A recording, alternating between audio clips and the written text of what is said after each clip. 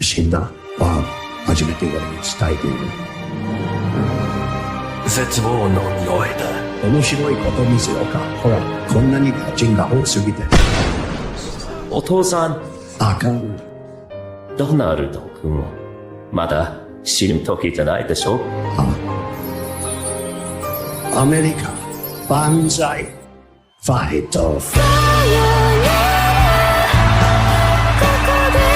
絶対負けないよ。ランド、スライドまで。出ろ。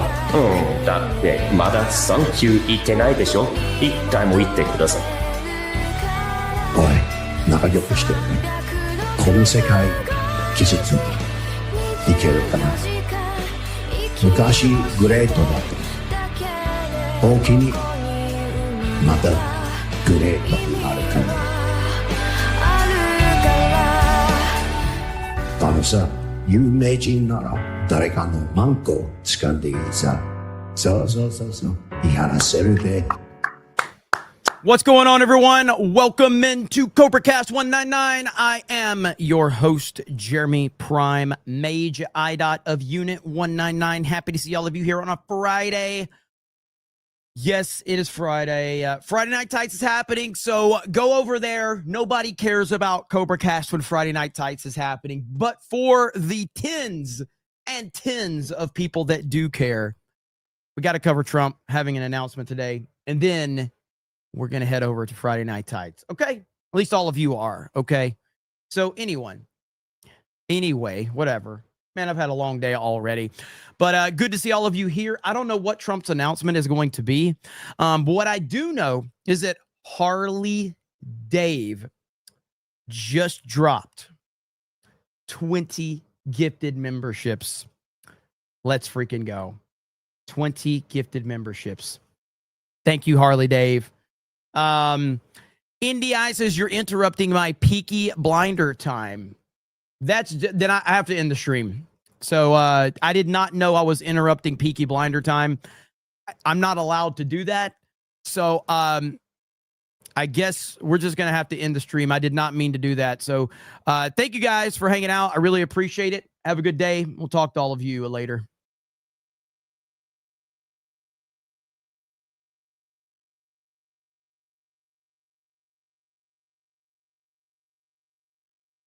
Oh, Brock dropped 20 gifted memberships. Well, I have to come back because 20 gifted memberships. I was going to end the stream. But Brock dropped 20 gifted memberships. And you guys know the rule. If people are giving money, I have to stay. These are the rules. I didn't make it up. Thank you, Brock. Thank you, Harley Dave. I appreciate it. That's 40 gifted memberships in just a few minutes. That's 40 in just a few minutes. So thank you guys. I appreciate it. Jessica says it's the shortest CobraCast ever. If he ended it, I mean, I might. But anyway, President Trump has an announcement today from the Oval Office. We also just got a breaking story that Mayor Eric Adams will be making an important announcement regarding his campaign for mayor at 4:30 Eastern. So I don't know. This comes as rumors swirl that President Trump will be appointing him to ambassador to Saudi Arabia. And there's been a lot of discussion about Trump getting involved so that they can defeat Zohan over there. So we'll see what happens with that. I also have to say, while we're getting ready for this Trump press conference, I didn't cover it yesterday, but yesterday was kind of an embarrassment as far as Trump goes, if I'm being completely honest, with him sitting there with Bill Gates and Mark Zuckerberg at, I guess, I don't know if it was a tech luncheon or some bullshit. I thought it was embarrassing. I thought it was disgusting. I hated it. Mark Zuckerberg literally banned President Trump from Facebook and Instagram.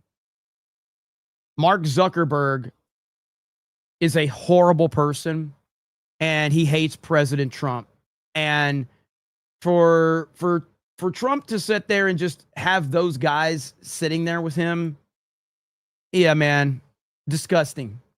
And Bill Gates sitting right next to Melania Trump, nope. Can't say I sign off on that at all. I hated it. I hated every bit of it. I didn't get a chance to cover it because the game ran late last night, so that's why I didn't go live for a second time. But yeah, man, like right here, Laura Loomer says our own FBI director said Mark Zuckerberg is a criminal who engaged in criminal election fraud. Director Kash Patel said Mark Zuckerberg needs to be jailed. Tonight, Zuckerberg is having dinner at the White House and sitting next to President Trump. Fucking disgusting. Pretending to care about American democracy and the election. This guy spent $400 million last election cycle, and I don't care what he says, he is going to spend money somehow, some way in this election cycle. And let's put that aside. He owns one of the largest social media companies on earth in Facebook, Meta, and Instagram. I didn't hear the CEO and owner, Mark Zuckerberg, come out and say, I guarantee you my companies will not participate in censorship at the behest of the FBI or anyone else in the federal government, like we did in the last two elections, like we did with Hunter Biden's laptop, like we did with the 51 Intel letter. He could have said that, but he didn't because he wants it to happen.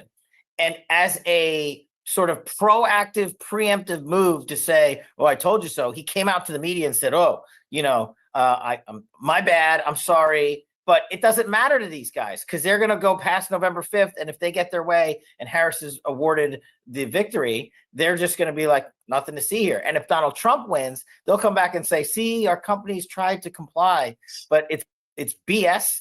And Zuckerberg is the biggest fraud in big business. And yet here he is sitting at the White House with President Trump.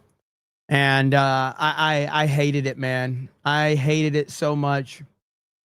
It was very disappointing that,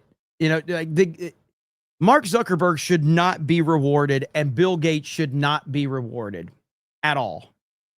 But that's what Trump wanted to do. So more power to him, whatever, I guess. But I hated it. I thought it was terrible. Eric K says, well, bye. We don't want you anyway. Dark Red Knight says SmackDown tonight. I'm trying to work it out. I want to, so we'll see. Philip Johnson says Jeremy, a homosexual, was excited about his mostly male audience that he came early. Dan says, Hail Unit 199, Hail a Snake Pit, Hail Cam Man, Eric K, D-Day Cobra, Jessica Lindstrom, Lady Aaron D, hello, fellow IDOTs. Look at there.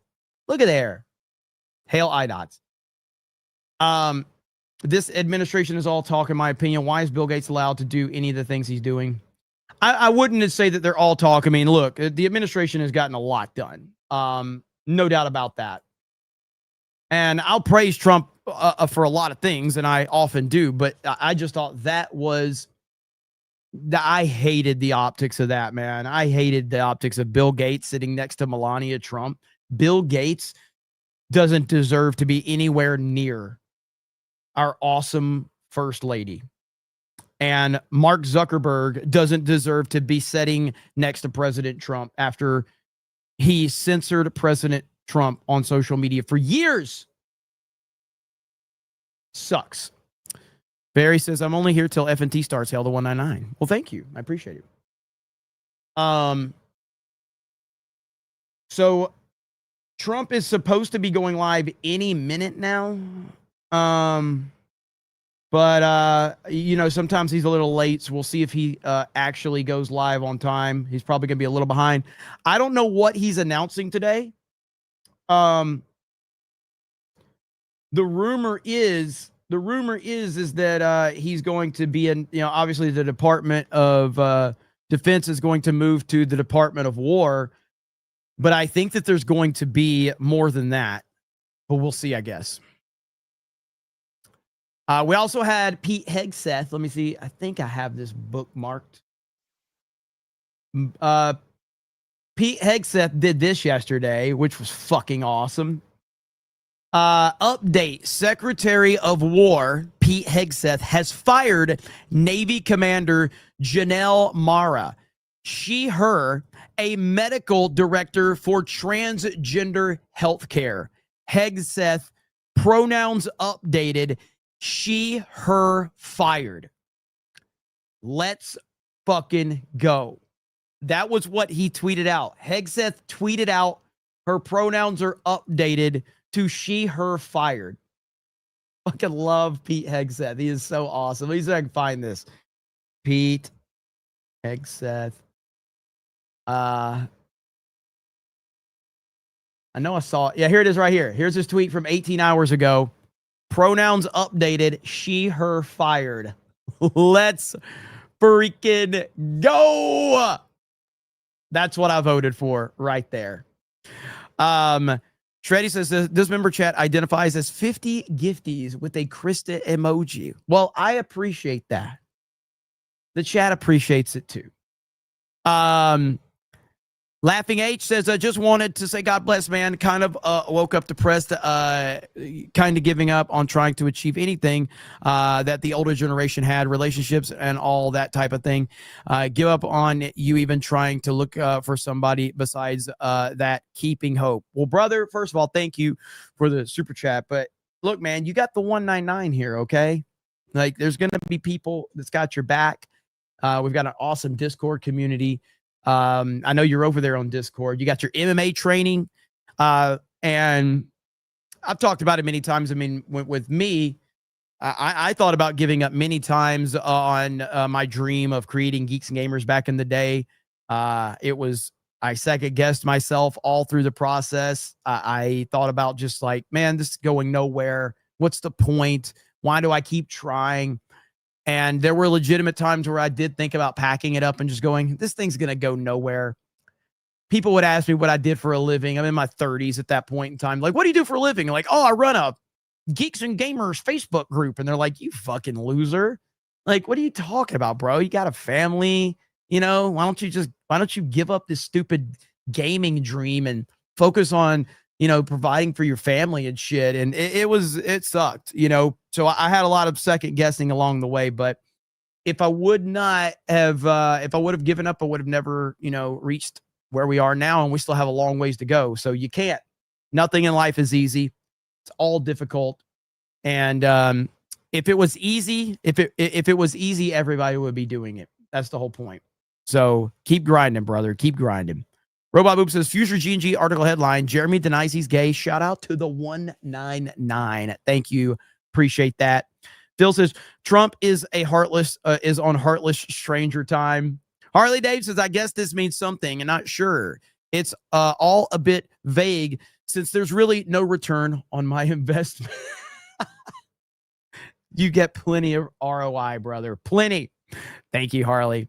Zinni Biscuit says, show Pete in his drawers again. I haven't gotten a big enough super chat for that. What are we talking about here? Eric K says, huge update. Pam Bondi announces she will do many more interviews and maybe actually do something before she leaves the DOJ. Eric on Rumble says, Bill Gates has killed people around the world. He's been kicked out of many countries. Many want him prosecuted. It's true. It is true. Bill Gates is a terrible person. Nobody likes him except for Trump, apparently, which is all types of weird.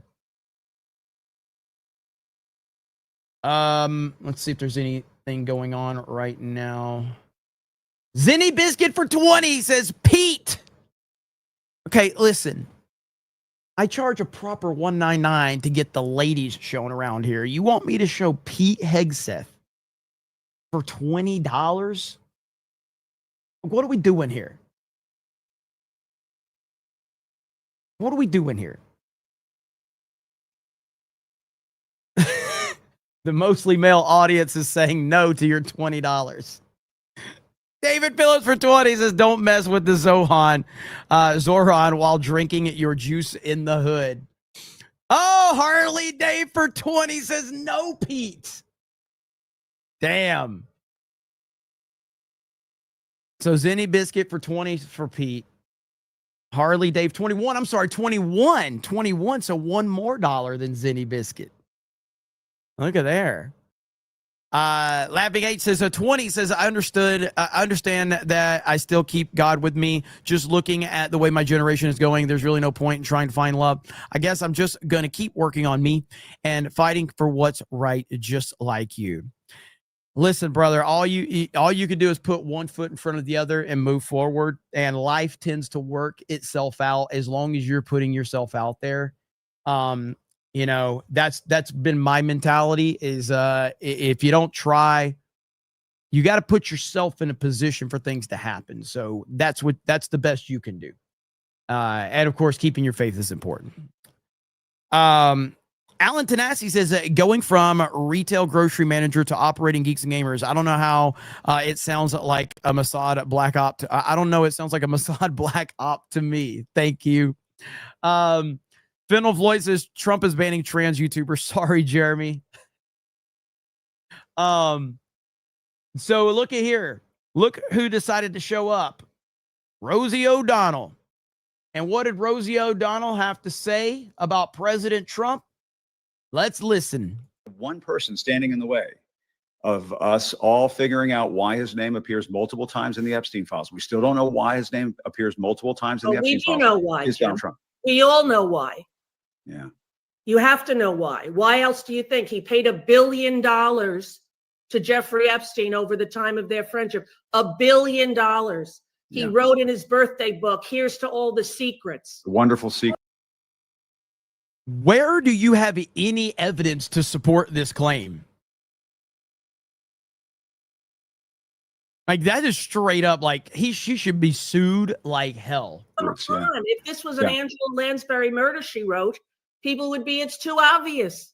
We figured it out. Too obvious that he is guilty as sin. And America, you know, before he brings more troops into Chicago and harasses brown-skinned people, before he breaks more of the Constitution apart, before he starts having people get killed, we have to do something, America. Yeah.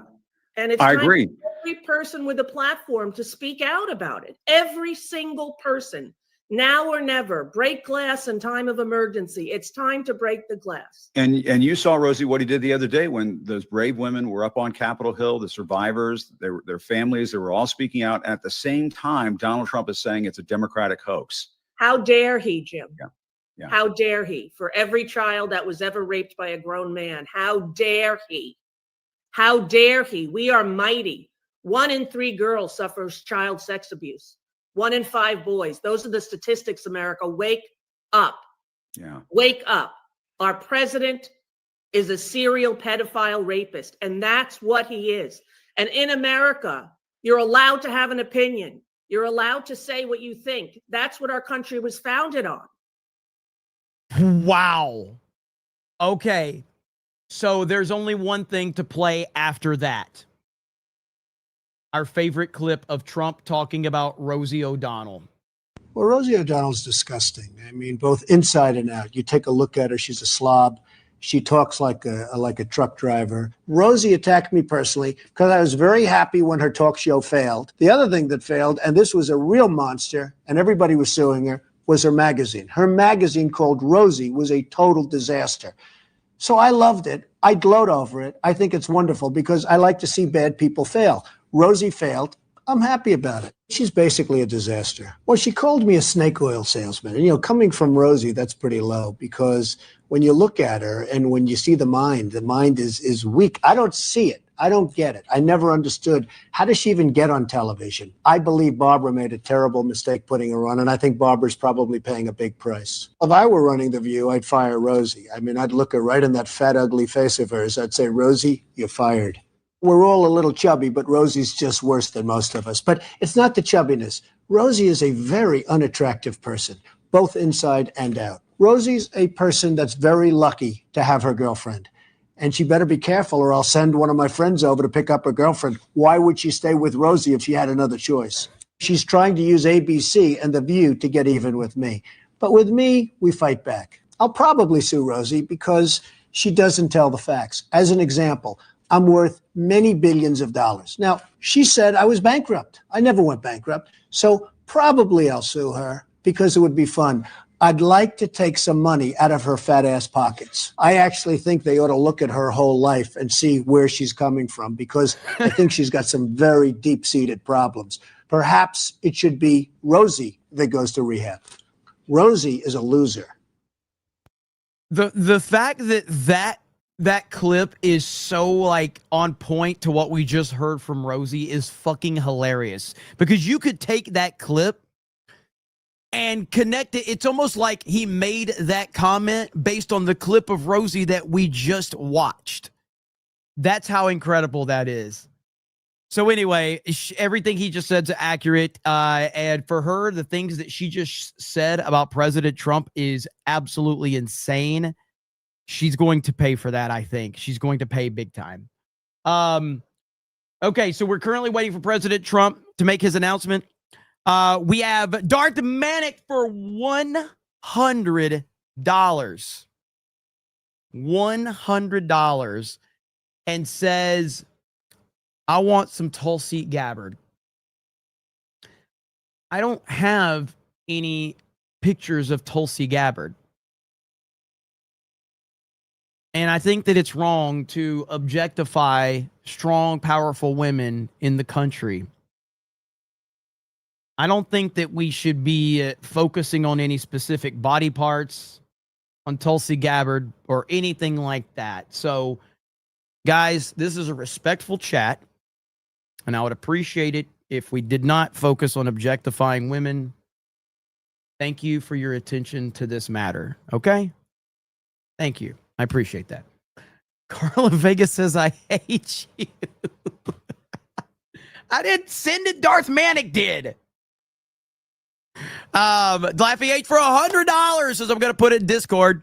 The other video I have sparring, the one thing I will say was I was sick and I did an hour's work on bags and drills. So apologies if I seem slow. If you want to watch it on stream, that would help. That would be awesome and get me some pointers for help.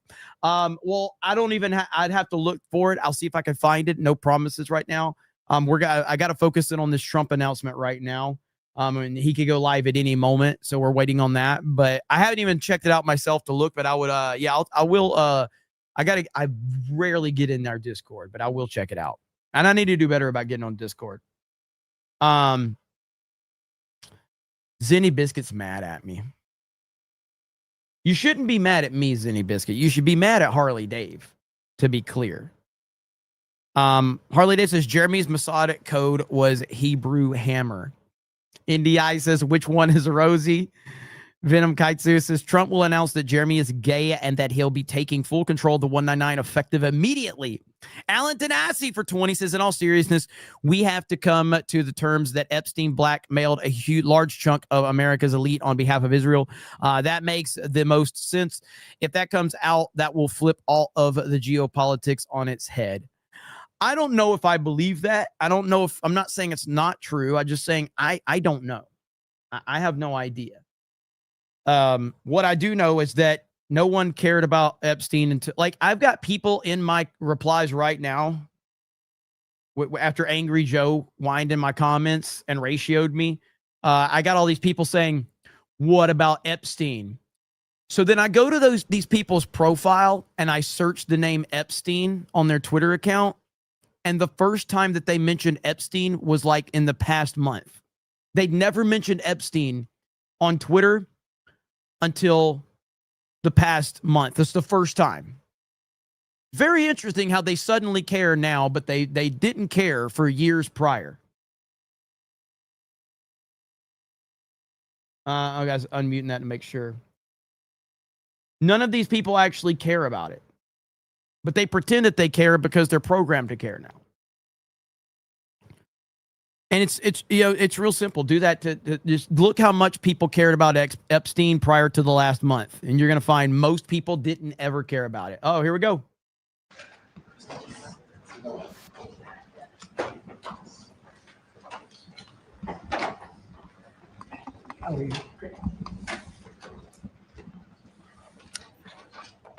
Well, thank you very much. We'll start by signing 3 very important bills. And Will, would you discuss them, please? Yes, sir. This is HR 2808. This is the Home Buyers Privacy Protection Act. The congressman here was the lead sponsor, so I think maybe he John Ross, yes. say more about it than I John, can. please. Well, it's difficult for Americans to buy a home, particularly after the last 4 years, sir. But with the president's signature today, we're going to make it easy for people to buy a home without getting hassled. For years, their private personal information has been bought and sold in the open market, resulting in them getting innumerable phone calls and text messages. But with your signature today, we're going to put an end to that so that when Americans try to realize the American dream of owning a home, they're able to do so without being harassed. Thank you, Zinni Good Biscuit. job. Good. It's a great honor, John.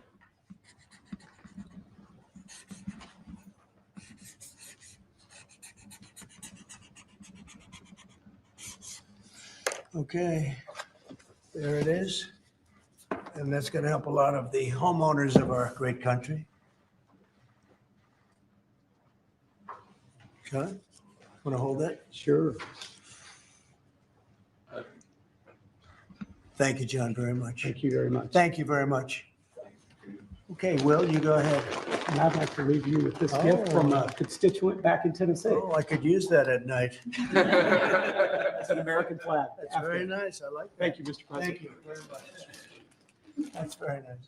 Next, we have a number of executive orders for your attention, sir. Okay. From 1789 until 1947, our nation won some of its greatest military victories under the direction of a Secretary of War operating within a Department of War. Today,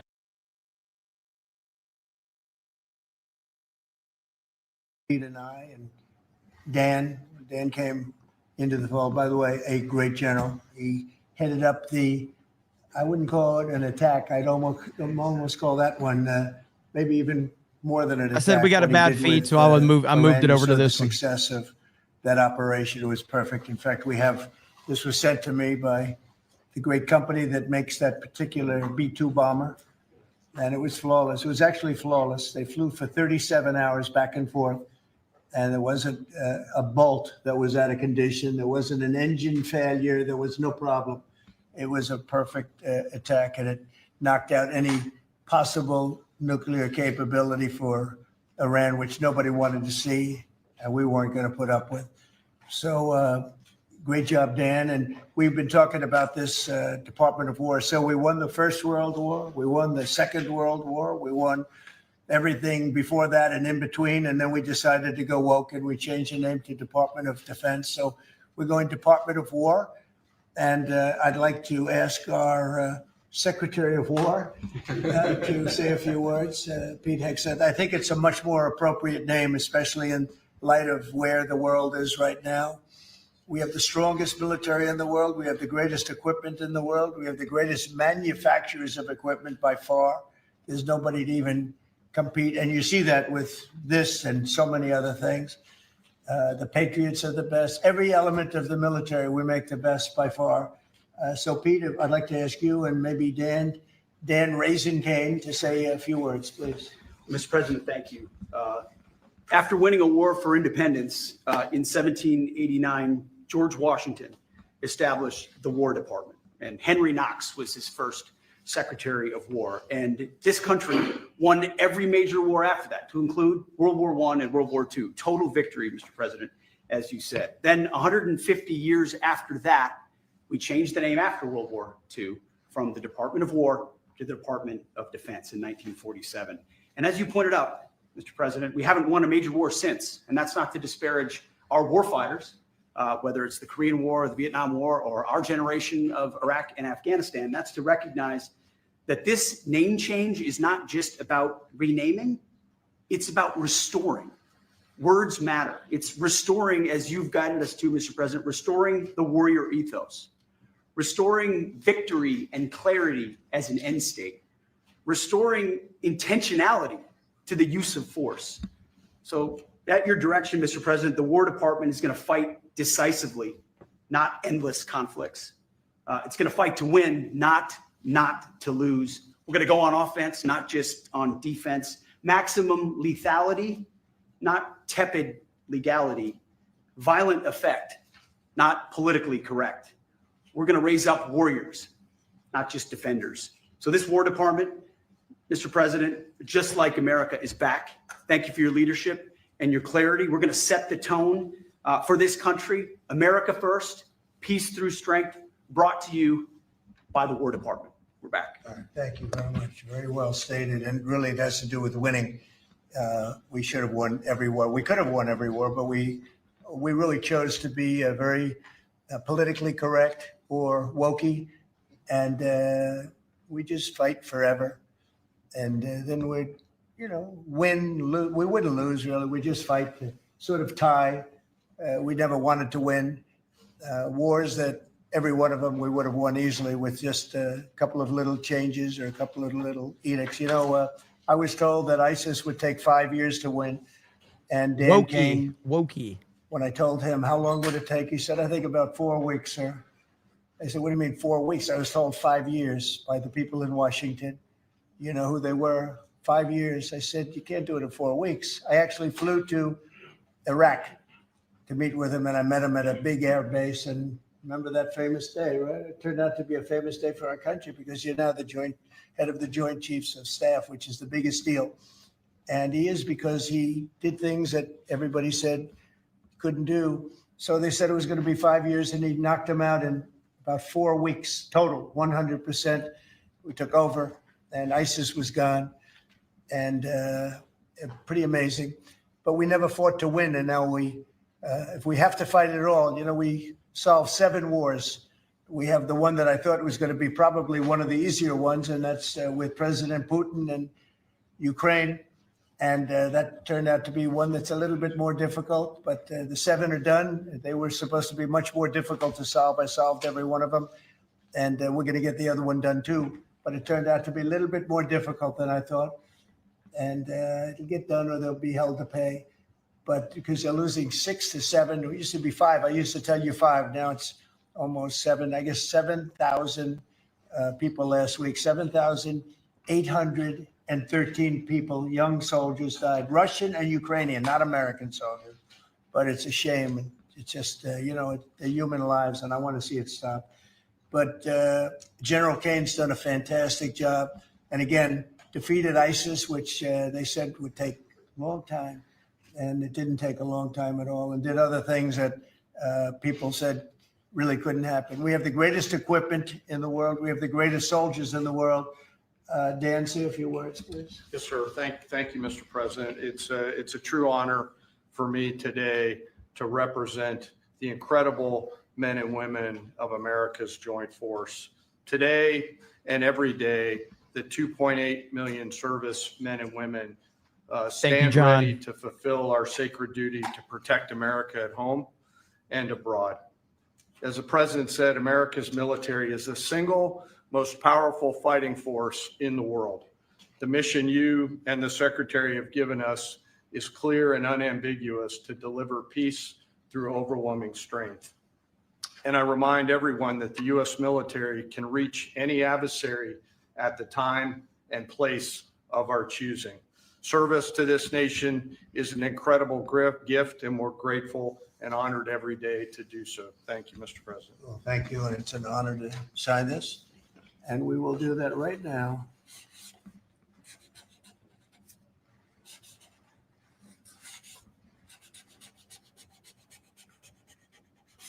I think that's a big one, I'll be honest.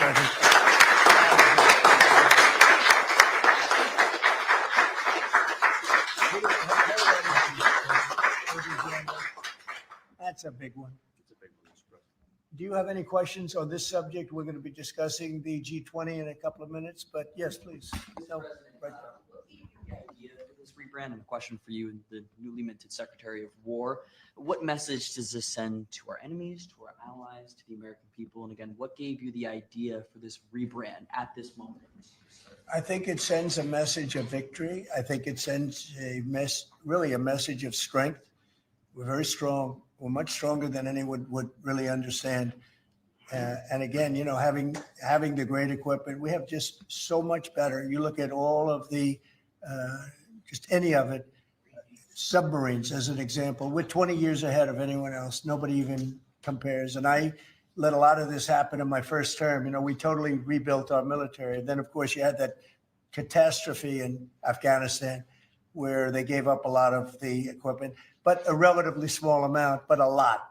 It was a lot in Afghanistan. I think it was the most, General, I'd say it was the most embarrassing day in the history of our country, the way that happened, the way they went to the wrong airport. They should have gone to Bagram, not the local little airport with no security with tight quarters, etc. You know what happened. I think it was the most embarrassing moment in the history of our country, frankly. That was under the Biden administration. That was terrible.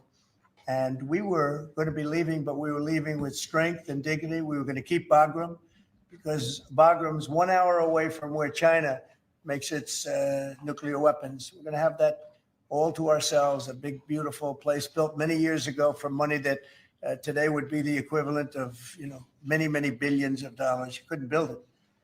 The longest runways, the most powerful runways in terms of load capacity. And we just walked away from it. So stupid. And they were fools. The people were fools. No, we have the strongest military, and I think that indicates we have the strongest military. And, we had it, and we won World War I, we won World War II, we won everything before, and as I said, we won everything in between. And we were very strong, but we never fought to win. We just didn't fight to win. We didn't lose anything, but we didn't fight to win. We could have won every one of those wars quickly, but they went a route that I think was probably politically correct, but not correct for our nation. So I think the Department of War sends a signal. Yeah, please. You alluded to this a little while ago. You said that this rename is a good reflection of where the world is at right now. How do you square naming it the Department of War when you've been pursuing peace in so many different parts of the world? Well, I think I've gotten peace because of the fact that we're strong. If we weren't strong, those 7 deals I told you about, the 7 wars, a majority of them wouldn't have happened. They happened for 2 reasons: trade and our strength. Those are the 2 reasons. And probably strength may be more important than trade. So if I was very proud of all those wars. Those were wars that could not be settled, and I settled all of them. And we'll get the other one settled also. That'll get settled. But without the strength, we wouldn't have settled any of them. Yeah, please. Mr. President, is it your expectation that Congress will codify this name change in the law? I don't know, but we're going to find out. But I'm not sure they have to. We're signing an executive order today, but we're going to find out. We're going to see. If they do, we're going with it, and we're going with it very strongly. There's a question as to whether or not they have to, but we'll put it before Congress. Do you know how much this rebrand will actually cost? And are there any concerns about, the Pentagon's mission of actually cutting back on spending? Yeah, but not a lot. We know how to rebrand without having to go crazy. We don't have to recarve a mountain or anything. We're going to be doing it not in the most expensive. We're going to start changing the stationery as it comes due and lots of things like that. We're not going to be doing things like have been done in the past when they changed the name of forts that shouldn't have been changed. Those names of the fort should not have been changed, at least for the most part. And as you know, many of them have been changed back already. At the request of the communities, every one of those communities said, we want our name back, like Fort Bragg as an example. The people in that community wanted that name back. They refused to call it anything else but Fort Bragg. So we're not going to be spending very much money on that. Yes, sir. When you spoke with the Europeans and Zelensky earlier this week, did you preview this for them, and did you say what security guarantees they might be involved in? This is nothing to do with anybody but the United States of America, the people of America. This is who I talked to about changing a name. This is a very important change because it's an attitude, and we know how to win. We've been winning, and we're going to win like you've never seen. Wait till these factories start to open up that are being built all over the country. You're going to see things happen in this country that nobody expects. We have over $17 trillion in investment coming into the country. We never did anything even remotely close to that. No other country has either, by the way. So you're going to see things that are pretty amazing, but it's really about winning. And what about the security guarantees aspect of that with Ukraine, sir? Well, we'll work that out. We'll help them. Look, we want to save a lot of lives, so we'll do something with that. I think people expect that. We'll help them. Europe will be first in by far, and they want to be first, and they want to see it end. Europe wants to see it end, and it'll end. It'll end all of a sudden. It's going to come together. You watch. Yeah. Did you want something right? Yeah, behind you, please. Yes. Yes. Bold, decisive, offensive action to protect American values. Strikes in Iran, the strikes this past Tuesday on the positively ID'd Tren de Aragua narco terrorists. Is that going to be a critical function of the Department of war movement It forward? depends on the individual instance. You know, we don't want drugs coming in from Venezuela or anybody else or any place else. So we'll be tough on that. And we don't want human trafficking. We don't want to see people coming in where they open their prisons from all over the world and they dump their prisoners into our country, which is what they did in the Biden administration, where they took insane asylums and places that held people that were seriously mentally ill, mentally incompetent, mentally dangerous, and they dumped those people into our country, and we're trying to get them out now. What they've done, what the Democrats and Biden have done to this country will go down in infamy. What they have done to our country, and especially that, you know, they created the worst inflation we've ever had.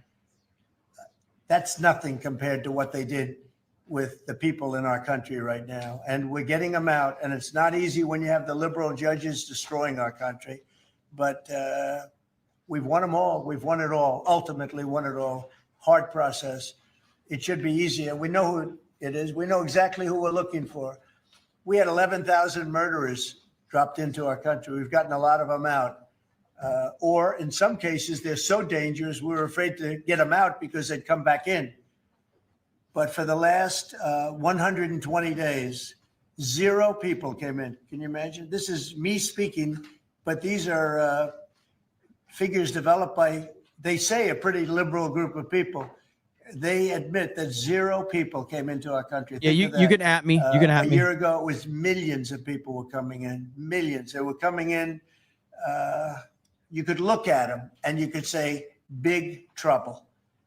And that's what we have in our country. Did he But we're just getting say them out, profile? and despite that, we're doing really well. Yeah. You can look Right. at him and say, big trouble. Let's Well, the go. recruitment is the most exciting thing. So when I was campaigning for the office, numbers were coming out that the recruitment numbers, generally, you can speak to it better than anybody, the recruitment into the military, all branches of the military and police and firemen and everything else. Anything having to do with like a public service, the numbers were horrible, record-setting bad. Mods, And you now can the drop a link to our record-setting good. We're Discord. People are setting asking every for it. record every month for recruitment. We're packed in the Army, Navy, Air Force, Marines, Coast Guard. My beautiful I love Space Command. I love Space. I see Space Command, but Space Force has been, we've got a waiting list of people wanting to go in. A year ago, especially a year and a half ago, you know, when I took the lead in the polls, which was very early, it really helped with the recruiting. And when I won from November 5th on, it's been amazing. And over the last 4 or 5 months, we're just packed. It was very hard to get police officers. Now the departments are loaded up. Everyone wants to be a policeman or woman. So it's been a great thing. General, do you want to talk about that? Sure, as you said, serving our nation is an incredible gift that we give, and the reward on that gift pays back exponentially year over year. And I think the young people of America are seeing the importance of service, and whether it's in any of our armed services or in local police, fire, or rescue, service is an important thing that I personally encourage, and I know everyone else in government service sees that same reward. And Pete, on recruitment, what do you think? I was down at Fort Benning, the newly properly renamed Fort Benning yesterday, watching Army basic training, and they're so full they can't barely handle the throughput. It is truly historic across all the services, as you said. It's been a surge into I was going to say the Defense Department, but I will say the War Department, and that you might almost call it a vibe shift, an attitude shift, a feeling that the country is back, that service is back. And there were military families last year, Mr. President, that said, I don't know if I can recommend, I wrote a book on this. I don't know if I can recommend service to my son or daughter, given what's been done to our military. You heard it over and over and over again.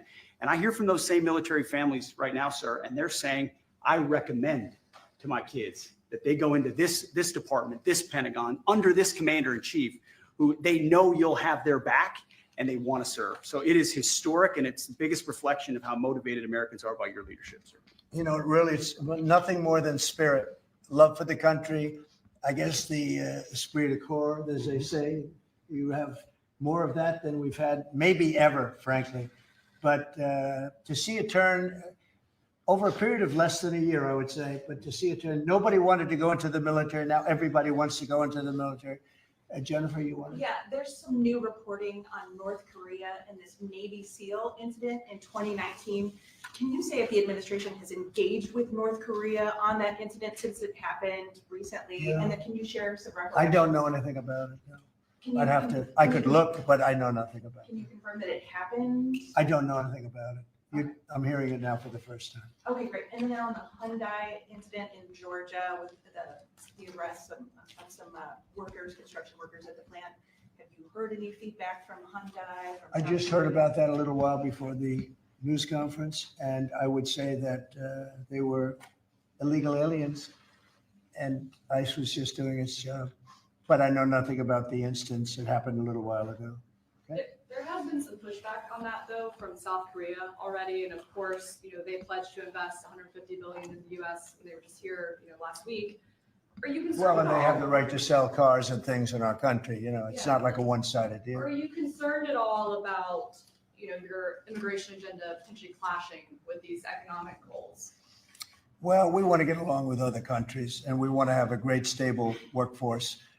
And we had, as I understand it, a lot of illegal aliens, some not the best of people, but we had a lot of illegal aliens working there. So, look, they're doing their job. That's what they have to do. These are people that came through with Biden. They came through illegally. They came into our country. So we have to do our job. The now Department of War has been involved in the crime cleanup in DC. You've tasked Congress with proposing and passing a crime bill. What are some things that you would really like to see codified in that crime bill? Well, I think one of the things is the cashless bail. It's killing it. When that came out, the first time, that's when you saw the real big crime start to happen. Cashless bail, what a disaster that is. You murder somebody, you don't have to put up bail, and you go out in the street and you murder somebody else. That's what's happened. It happens so often.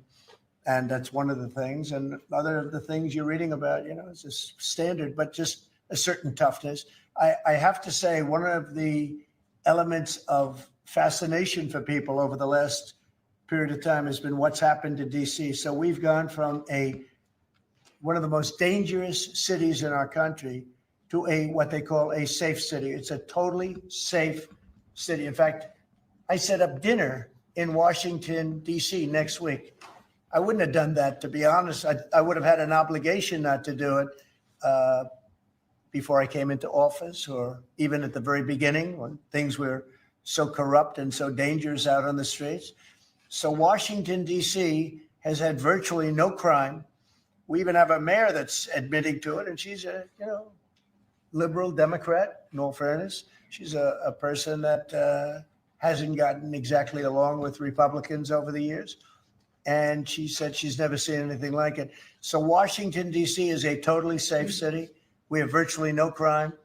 It's gone from the most unsafe city in the United States, almost, just about, to one of the safest cities, maybe the safest city in the United States. That's a tremendous compliment to our military, what we did. The National Guard's done a fantastic job. Yeah, please. Mr. President, can I ask about Florida real quick? Florida House Speaker Daniel Perez was at the White House yesterday as part of a leadership summit. Yes. We understand you met with him separately.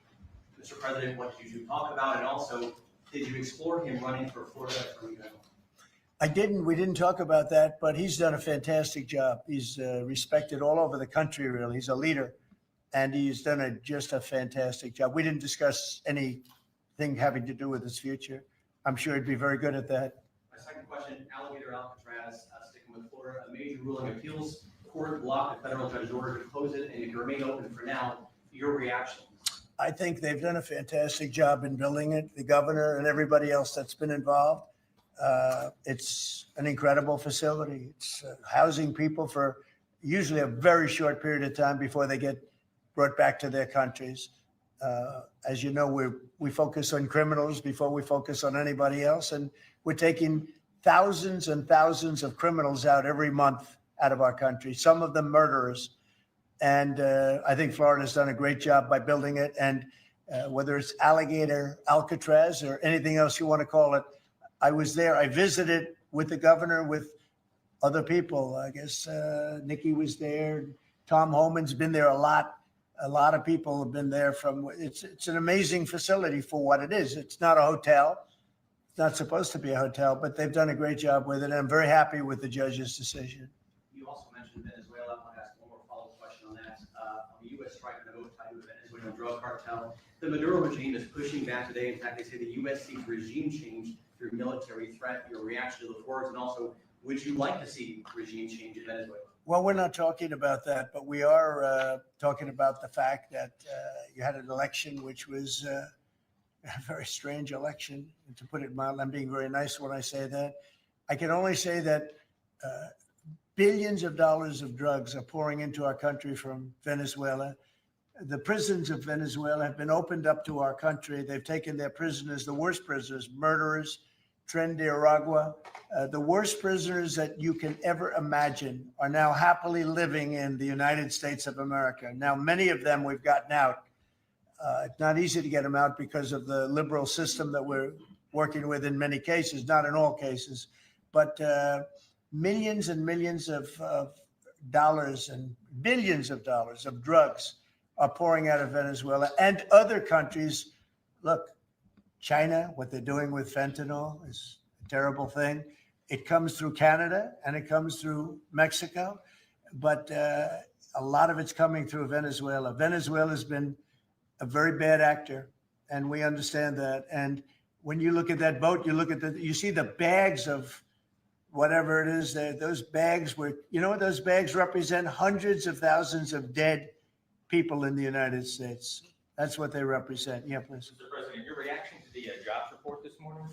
Well, I'm going to talk about that in a minute. We have our great people here, so I'll talk that in a minute. Let's talk about this. We'll give a couple of because these two people want to get to work on the Department of War. So let's keep them first. Mr. President, the DOJ is reportedly considering a ban on transgender people owning guns after the Minneapolis shooting. Do you think? Are we talking in the military?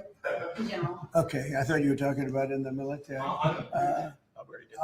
I'll refer to that then differently because it's not a military question. I'll be able to pass on that very nicely unless you'd like to talk about it. Now, Pete doesn't want any part of that question. Yes, please. Mr. President, who do you blame for losing India to China? In your post earlier today in the morning, you did put that out. I don't think we have. I've been very disappointed that India would be buying so much oil, as you know, from Russia. And I let them know that. We put a very big tariff on India, 50% tariff, very high tariff.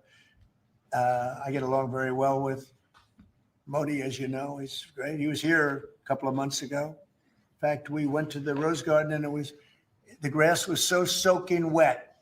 It was such a terrible place to have a news conference. I said, well, let's use a beautiful white stone emblematic of the White House. Okay. And it's been very well received. But we had a news conference on the grass. That was my last news conference I had on the grass because everybody sunk in. You probably sunk in. Every reporter out there, they ruined their shoes. We made that change. It's been a really well-received change. Yeah, please go ahead. On Venezuela, you've sent F-35s out of Puerto Rico. You've sent naval vessels into the Caribbean.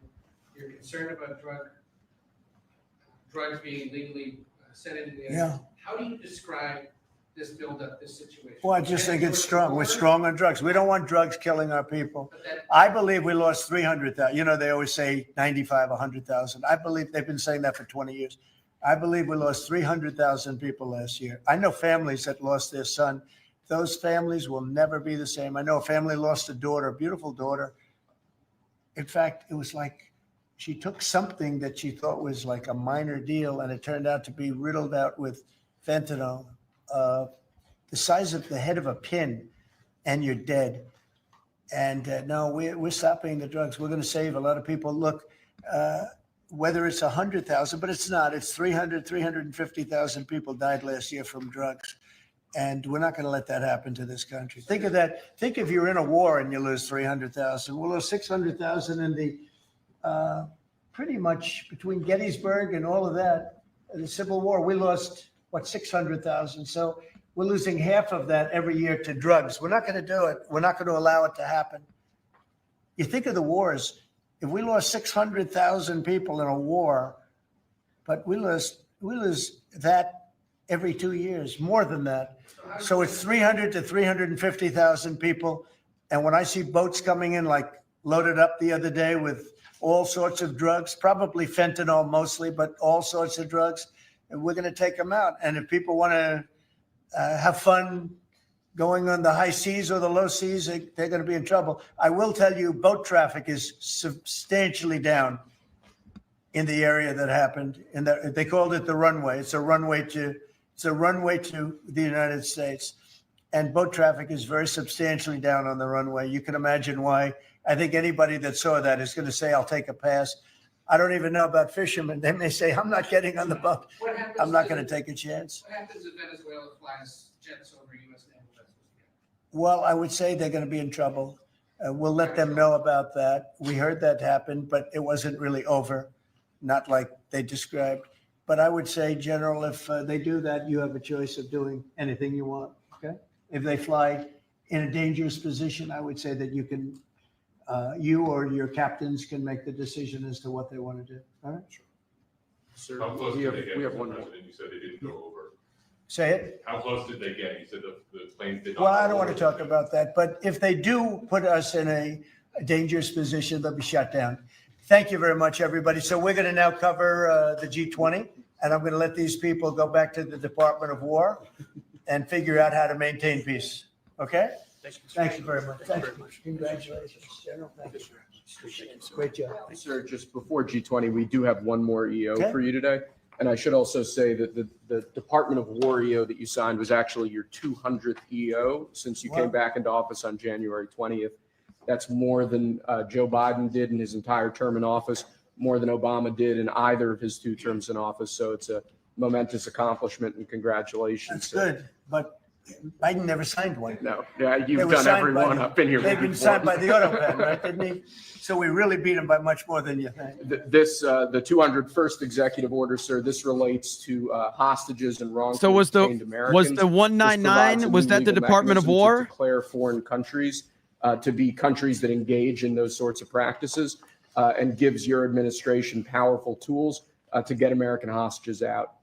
This has been a Right. focus of your administration Yeah. this time around. Adam Bowler's here, and he's done incredible work already. This will give him even more. I think it's great, and Adam's amazing. So Adam, do you want to describe how many hostages we've gotten out together, you and I, and you and a couple of other people that we know, and Yes. me and a couple of other people that you don't know, but we've gotten a lot of hostages. Do you want to describe it? Mr. President, you brought back 72 hostages since your term. If we compare that to President Biden, he has gotten 20 taken. So he is negative 20 20. taken. 199 was 20 taken. housing? Okay. They don't take our people so Yeah. often. So, Mr. President, That's good. when we spoke, you said that that was a primary focus, and I'll tell you the job is easy because of you. And we paid nothing too. We pay nothing. We They don't pay 6 exchange. billion. They always Yeah. paid 6 billion for Yeah. 5 people. 6 billion. It was just a number I kept hearing. Not only that, 6 billion plus we'd get like one person, and they'd get 6. They got one, the Prince of Doom, they called him. He was the #1 arms merchant anywhere in the world ever, and they got him out. And on top of that, we paid money. So no, we don't do that. You know, once you pay money, then a lot of people start disappearing. They start grabbing reporters too. They think the reporter is going to get a lot of money, and to me, they would.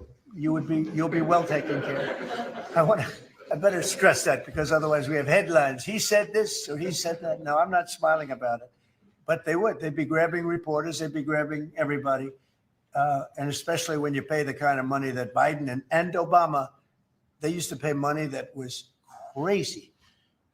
We don't pay. And if you don't pay, they find it to be not a lucrative business anymore. That's fantastic. Would you like to say something? It's really Spihar, Special Envoy Bowler, it's Rick Grinnell, it's Steve Witkoff who brought Americans home. But with this EO you are signing today, you are drawing a line in the sand that U.S. citizens will not be used as bargaining chips. And it provides your Secretary of State, Marco Rubio, the same tool set to punish states who take our citizens wrongfully the same way that we can punish those who sponsor terrorists. This is a very significant EO you are signing today, sir. Thank you, Sebastian. Very good. You're doing a great job, too. And this is your director for hostage affairs at the Yes, NSC. and I hear. So Julia was seminal as well to all of this. I heard you're doing unbelievable. Would you like to say something? Absolutely. It's a outstanding EO, absolutely unprecedented action against those foreign adversaries who would take our people. They now know they are on notice, and it's not acceptable. And if you take our people now, you will pay.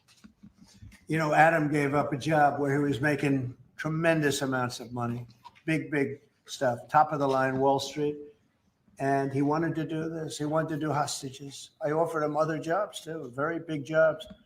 He said, I was shocked actually. He didn't want them. He wanted to do hostage negotiation.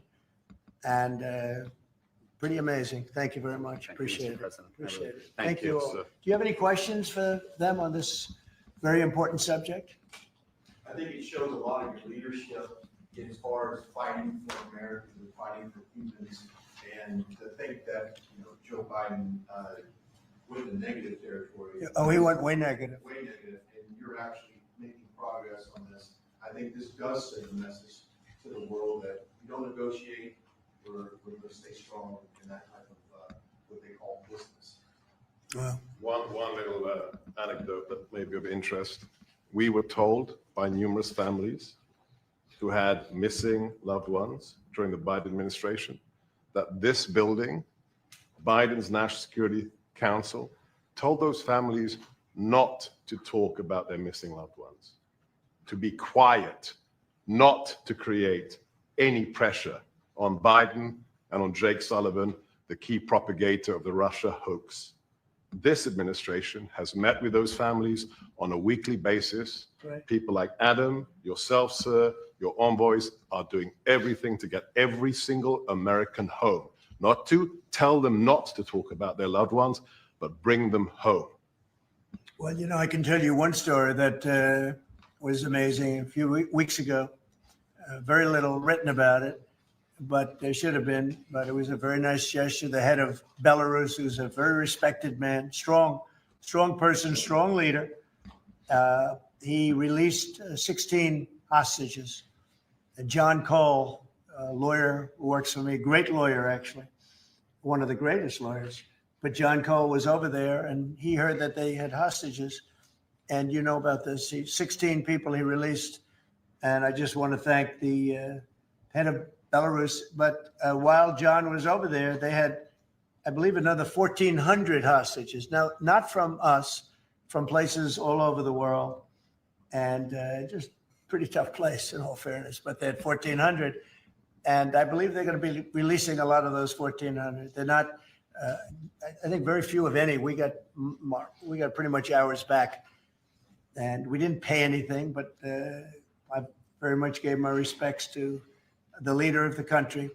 Was again, he's a very strong man, but he's got 1,400 or 1,500 or a large number. And we're talking about releasing them. Some are political, I guess a lot of them are political. And looks like they're going to be released at some point in the pretty near future. So it's a great thing. They have to respect your country. If they respect you and they respect your country, they release it. If they don't, then you have to pay $6 billion. I mean, $6 billion. Can you imagine that, paying $6 billion? Kind of related, but not really. Could you comment on Tina Peters, who's been locked up behind bars from Colorado in the election? I think she was a couple days ago about it. We have a wonderful woman who was an election official, and she saw cheating in Colorado, and she viewed it as horrible. And she said, what's going on here? And she went to the machine and she tried to open to find out whether or not it was cheating. And they went to her and they said, did you touch this machine? Yes. And they arrested her. They arrested her instead of the people that did the cheating. It's a state charge, so it's hard to do anything with, but we're gonna do something. What they did in Colorado, look, Colorado just went to all mail-in voting. That means they cheat. That's why they lost, that's one of the reasons, but that's a big reason why they just lost the whole Space Command situation that is going to Alabama. But when you have mail-in voting, you have nothing but cheating. But this woman is a real patriot, and they put her in jail for a long time. She's 72 years old, 73 years old, and she wanted to find out. She didn't do anything. She touched the machine. She looked at the machine. She's trying to find out what was going on. And they went and arrested her for doing that. And it was supposed to be the other way around. I'm glad you brought that up. They should let her go, let her out. Thank you. Yeah, please. This isn't really a subject that gets talked a lot about, Mr. President, but what about your team's strategy has made them so effective at getting a record amount of these hostages? Many of whom have been forgotten about home. I think they respect us. I think they respect us. They know we're not going to pay. Adam is a great negotiator. Steve Witkoff is a great negotiator. Seb is a great negotiator. They're all smart people. They're a little bit natural negotiators. Some people aren't good negotiators. Nothing you can do about it. And they're afraid of you, sir. Yeah, well, maybe. I don't know. I hope so, or whatever. We have the best. I'd like to say respect, but whatever it takes. Yeah. I actually say whatever it takes. But we've gotten a lot of people out, and we'll continue. We don't have too many in. How many are you working on right now? There's not a lot left. Handful. We got most of our people out. We got them mostly back. Mr. President, do you have an update on the negotiations to release the rest of the hostages in Gaza? We're in very deep negotiation with Hamas. We said, let them all out right now, let them all out. And much better things will happen for them. But if you don't let them all out, it's going to be a tough situation. It's going to be nasty. That's my opinion. Israel's choice, but that's my opinion. You got to let them out. You got 20 plus you have about 38 dead people, young, beautiful, dead people.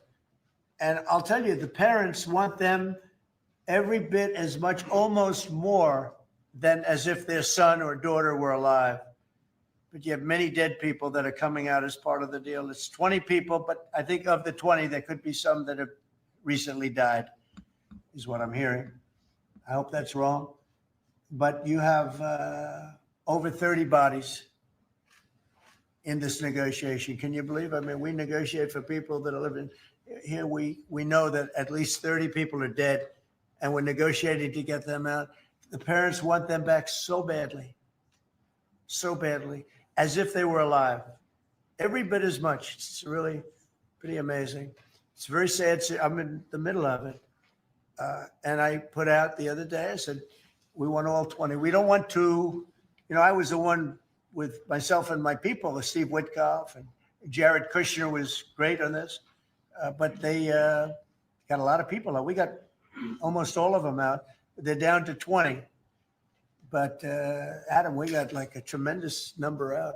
But I always said, when you get down to the final 10 or 20, you're not going to get them out unless you're going to do a lot. And doing a lot means capitulation. The hand thing is very distracting. Situation. But I put out the other day, let them all out.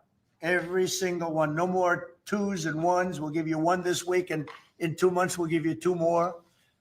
And there's negotiation going on right now.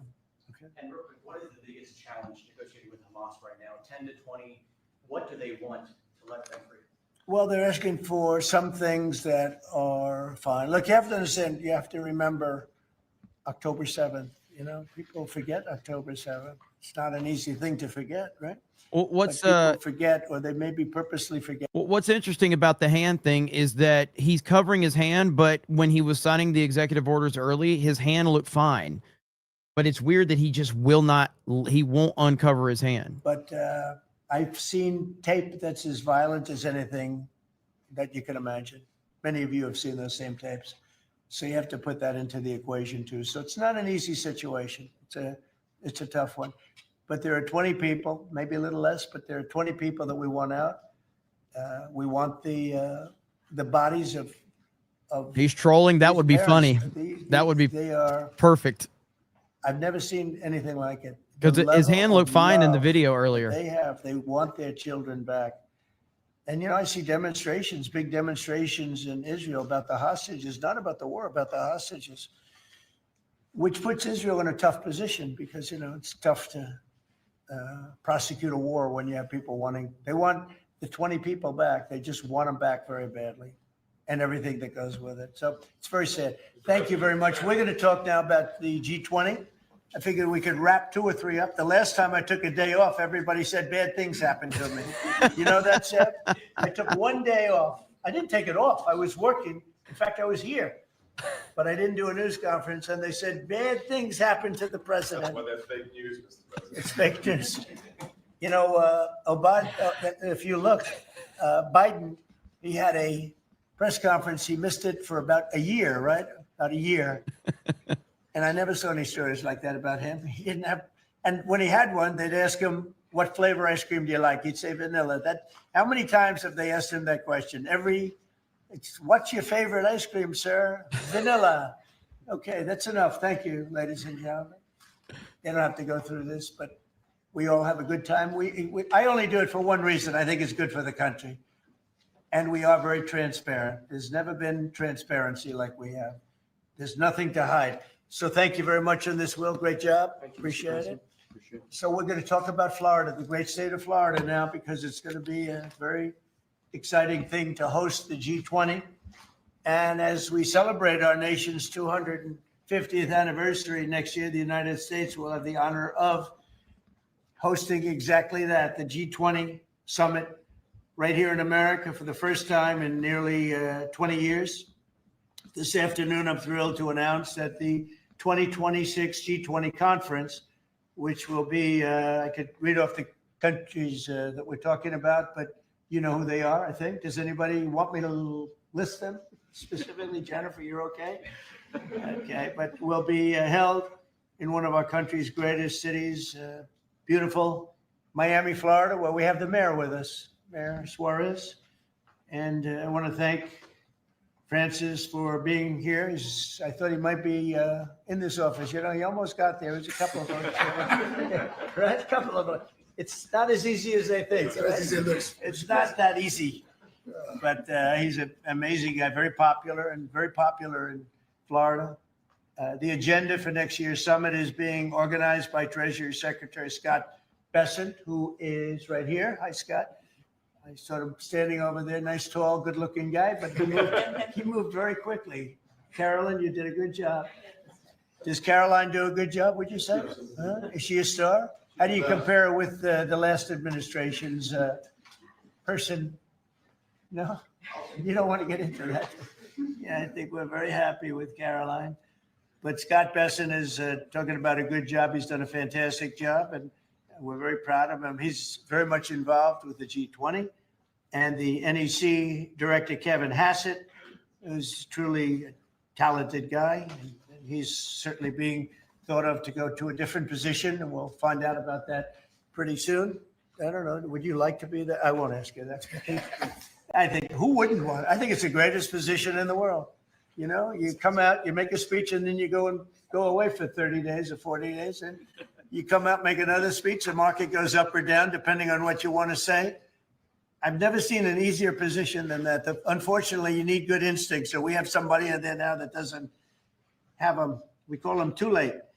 But it will focus on unleashing economic prosperity by eliminating the burdensome regulations, unlocking affordable energy, and pioneering new technologies. And it's going to be very important. The United States is already leading by example.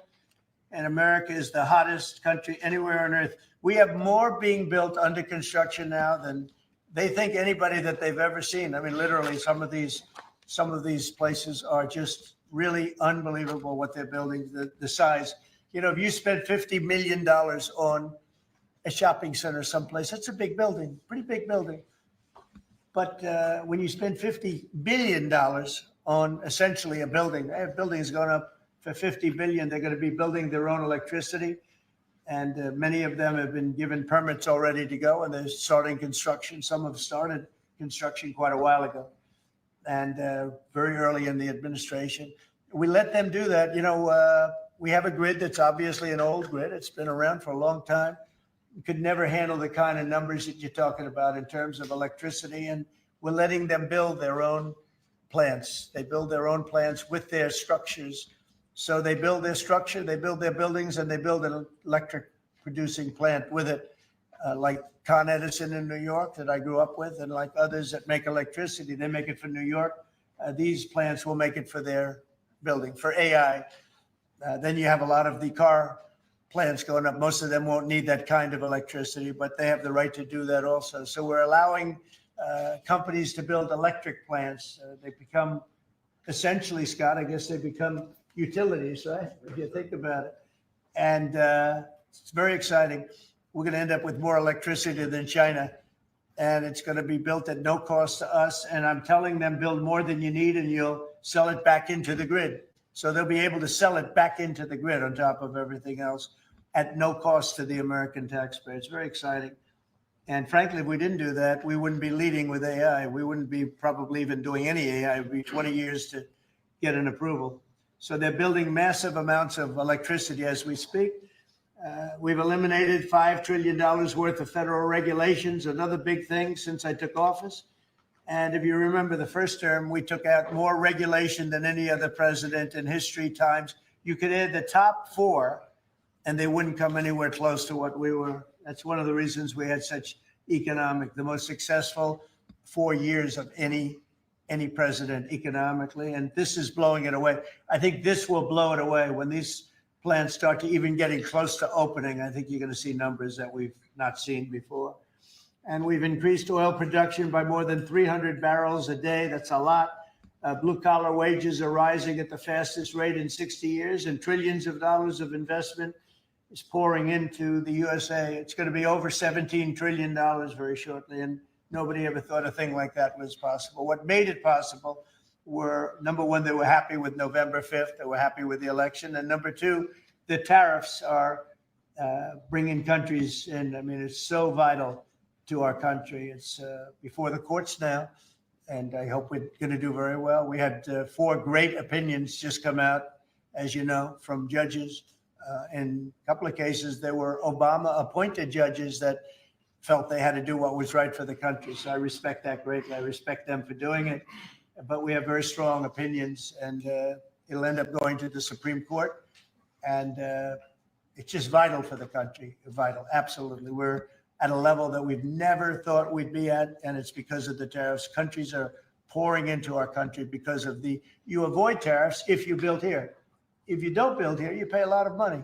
But if you build here, so what people are doing is they're coming in, they're building here. No different than what other countries have done to us. But we have a big advantage over other countries. We have a market that we built up during our 4 years. That was amazing. We took a commanding lead during that 4-year period. So it's a very exciting thing, but I look forward to showing our incredible success to the world when we visit Miami next year. And I'd like to ask Mayor Suarez, truly a highly respected gentleman who's loved in his city. And we're gonna do a great job. We're gonna work together and do a fantastic job. Mayor, would you say a few words, please? Of course. Thank you, Mr. President. It's a tremendous honor to be with you here today in the Oval Office to make this historic announcement. Just looking at the sign, which is so beautiful. Good job. Yeah, it's a great job. As you know, Mr. President, you were elected by double digits. You were the first Republican president over 30 years to win Miami-Dade County. And you did it because you followed through on your promises.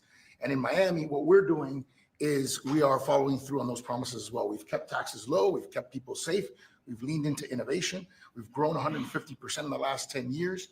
We've created one of the most intriguing ecosystems in the world.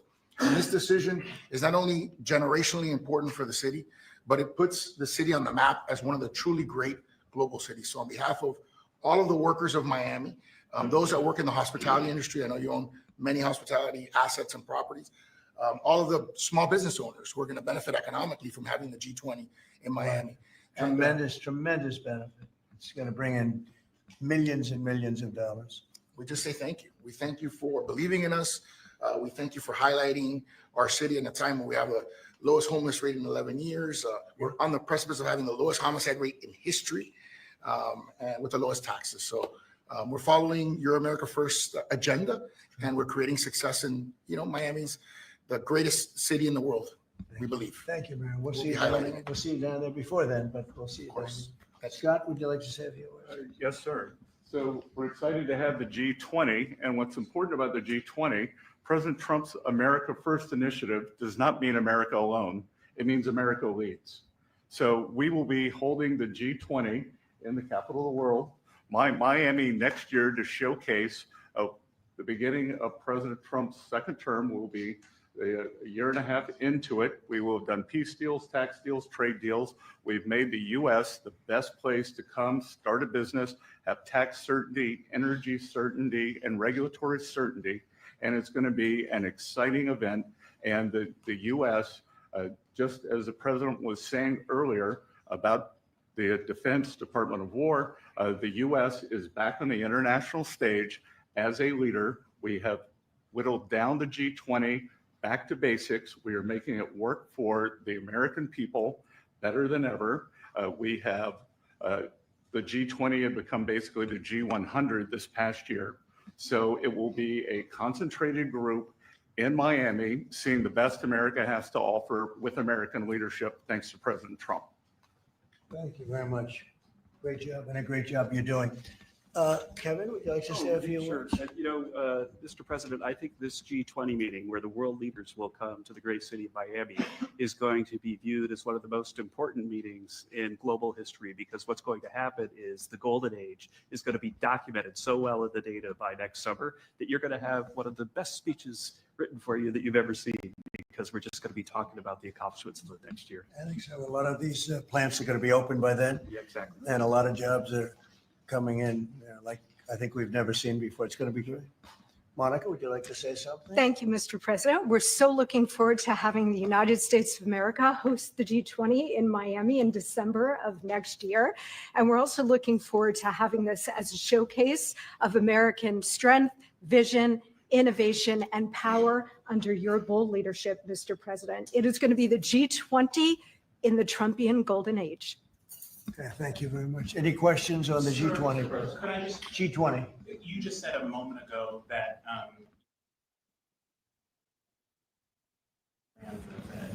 Of Kevin? Yes. No, I am very complimentary. I think he's fantastic. and for the Fed, he's your man. I didn't say that. I said he's fantastic, but no, I sort of know who I'm going to pick, but no, I didn't say anybody in particular, but Kevin is certainly one of the three. They say four, but probably three, that he's a highly respected person. He's great. He's great. He believes in low interest rates, and we all do. But sometimes you have to raise them to stop inflation. We had the worst inflation, I guess, essentially that we've ever had in the Biden administration, and it really hurt people. You know, costs are way down. Our energy costs are way down. And, you know, when energy comes down, everything comes down. And we brought down the price of groceries and specifically the price of eggs. You remember that first week when you were screaming about eggs? I said, I know nothing about them. I just got here. That's Biden's problem. But we got the cost of eggs down to really low numbers. So we brought costs down for people. And, you know, it's something I said. And the Democrats have this false narrative. They say, oh, costs went up. They just say things that it's just like incredible. If you look at energy, I think you're going to be at $2 a gallon with cars very shortly. $2. It was $4, $5 under the Democrats. That's a huge, it's like a massive tax cut. And speaking of tax cuts, we gave you the largest tax cut in history in the bill that we just approved. The largest tax cut in history. And there'll be no tax on tips, no tax on Social Security, no tax on overtime. One of the big things you get is you buy a car and you borrow money to buy the car, you're allowed to deduct your interest, which, Scott, has never happened before. You know, rich people like to talk about deductions. Middle income, they never gave them deductions. I got them one of the best deductions, an interest deduction. So it's great. Jennifer, please. Yeah, a couple questions on the G20, sir. Is there any update on your plans to attend this year's G20? And then are you saying for next year? I won't be going this year. It's in South Africa. I won't be going. JD will be going, great vice president, and he looks forward to it. But no, I won't be going to that. And then on the guest for 2026, are you saying it'll just be exclusively the 19 countries, the 2 blocks? There won't be any? No, we're going to invite other countries as observers. They call them observers, but they'll have something to say. But we're going to invite Poland. Already I've issued them an invitation. They're great. They were just here, as you know. Great leader, great new leader. One of the big surprises, I was so happy I endorsed him, actually, and he won. And he's going to be a great leader of Poland. But I've invited Poland already. What about Russia? What about Russia? Oh, that's interesting. I haven't thought of that. No, I haven't thought of that. That's an interesting question. I'm going to think about that for a little while. Mr. President, you just mentioned the tax cut bill. Why the rebrand from one big beautiful bill? Oh, I just save words. I said the bill. It's one big. I actually call it the great. I actually call it the great big beautiful bill. But it's a lot of words. Is that how you want Republicans to kind of talk about it? When I just want them to say what's in it. It's an incredible bill for the middle class, for the working person. We are a party of the working. It used to be the opposite. The Democrats were for the working people, and the Republicans were supposedly for the rich. The Republican Party's taken in millions of people, and the Democrats have lost millions of people. They've gone crazy. Honestly, I think they're crazy. What's happened to them, I don't know. They suffer major Trump derangement syndrome, and it's turned out to be actually a disease, but it's a disease of weak people and stupid people, because all we do is we cut taxes, we create great policy. Their policy is so terrible. They refuse to acknowledge, as an example, I see today, it's a big debate again, the women, they don't want men playing in their sports. They don't want it. The Democrats want men to play in women's sports. I saw the great governor, we have Governor Youngkin, talking about it today, that the woman who's running against our Republican candidate, who's excellent, is like so much into the, men being able to use women's bathrooms. Okay, what's that all about? Men playing in women's sports, wants open borders. Again, once they want, actually, after what we've gone through with millions, I think 25 million people came in from prisons, from mental institutions, drug dealers, drug addicts. They're pouring into, they poured in. Now we have none coming in. The border's been sealed for a long time, actually almost since I got into office. Remember when the Democrats said we need legislation? I didn't have any legislation. I said close the borders. And now the borders for the last 4 months, not one person has been allowed to come into this country illegally, not one. Done by people that would normally like to see you look bad.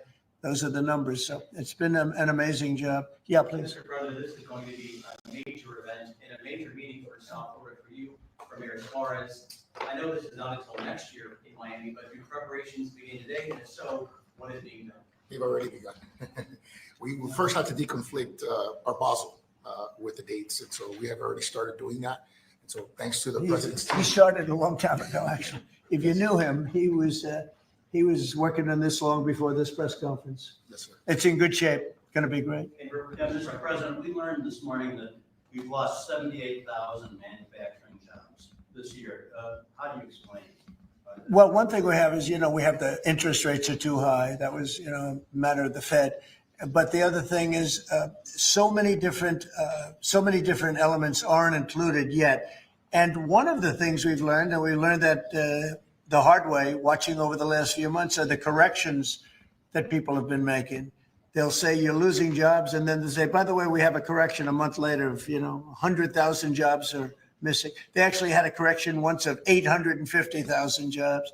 But I'll let Kevin just speak about that a little bit, because I heard him speaking about it this morning. I thought he did very well. Please. Thank you very much, sir. Well, I think that if you look at the indicators, there's capital spending boom, industrial production at an all-time high. The Atlanta Fed says GDP now is north of 3%. And so all the indicators are saying that things are really strong. And what we've also seen is that Goldman Sachs put out a study yesterday that said that the August number tends to be really messed up because of seasonal adjustment things, and they tend to be revised way up.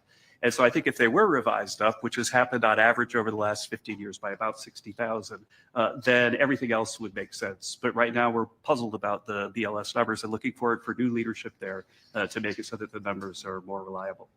And again, we're building, they've started building all of these factories and plants, including car factories. Car factories are coming back. We lost more than 50% of our car production over the years.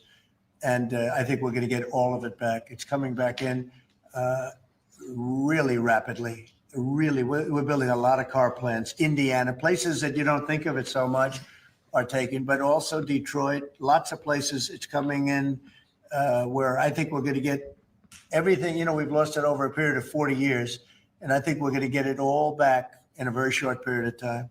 And big ones, big plants, incredible plants that were never going to come back. Without the tariffs, they wouldn't have come back. And I think without the election on November 5th, they wouldn't come back either. The election was very important also. Yeah, As please. we've been here, Mayor Adams of New York has announced that he's staying in the mayoral race there. Can you react to that, but also tell us? No, I mean, whether he has to do what he you offer wants. him up? No, I mean, he's free to do what he wants. It would seem to me, and everybody in this room, including you, that the only way you're going to beat the communists, because you have a communist running, which is fine. I'll have to deal with a communist in New York City. I never thought that was going to happen. This is something I didn't think was going to happen, Scott. You're going to have to explain this one, because we're going to have a communist mayor. It would seem to me that if he stays in, if you have more than one candidate running against him, it can't be one. If you have one candidate, if he's the right candidate, I would say that Cuomo might have a chance of winning if it was a one-on-one. If it's not one-on-one, it's going to be a hard race. And we'll get used to a communist, and he's going to have to go through the White House and get approvals for everything. And we're going to make sure that New York is not hurt. We want to make sure that New York is cherished and taken care of. And so I didn't know he was running or not running. But you didn't offer him an ambassador? No, I didn't do that. No, I wouldn't do that. It's nothing wrong with doing it, but I didn't do that. You asked for the G20, we understand that it'll be held at Doral. Yes, it's going to be a Doral, yeah. You considered that with the G7 last time, you decided against it. Why go forward with it? Well, I think that everybody wants it there because it's right next to the airport. It's the best location. It's beautiful, beautiful everything. They actually requested that it be there because location is the best. And we will not make any money on it. We're doing a deal where it's not going to be money. There's no money in it. I just want it to go well. And it's going to be each country will have its own building. I think it'll be really a beautiful thing. And Doral's been very, very successful. One of the most successful properties in the country. And, frankly, it's the problem is in December, that's the biggest month in Florida. So, using it for you can't get a room in Florida in December, January, et cetera, that area. And that's the time we're talking about. So from that standpoint, it's not good, but we want to make sure it's good. I think Doral would be the best location. And again, they'll have their own buildings. It'll be incredible for them.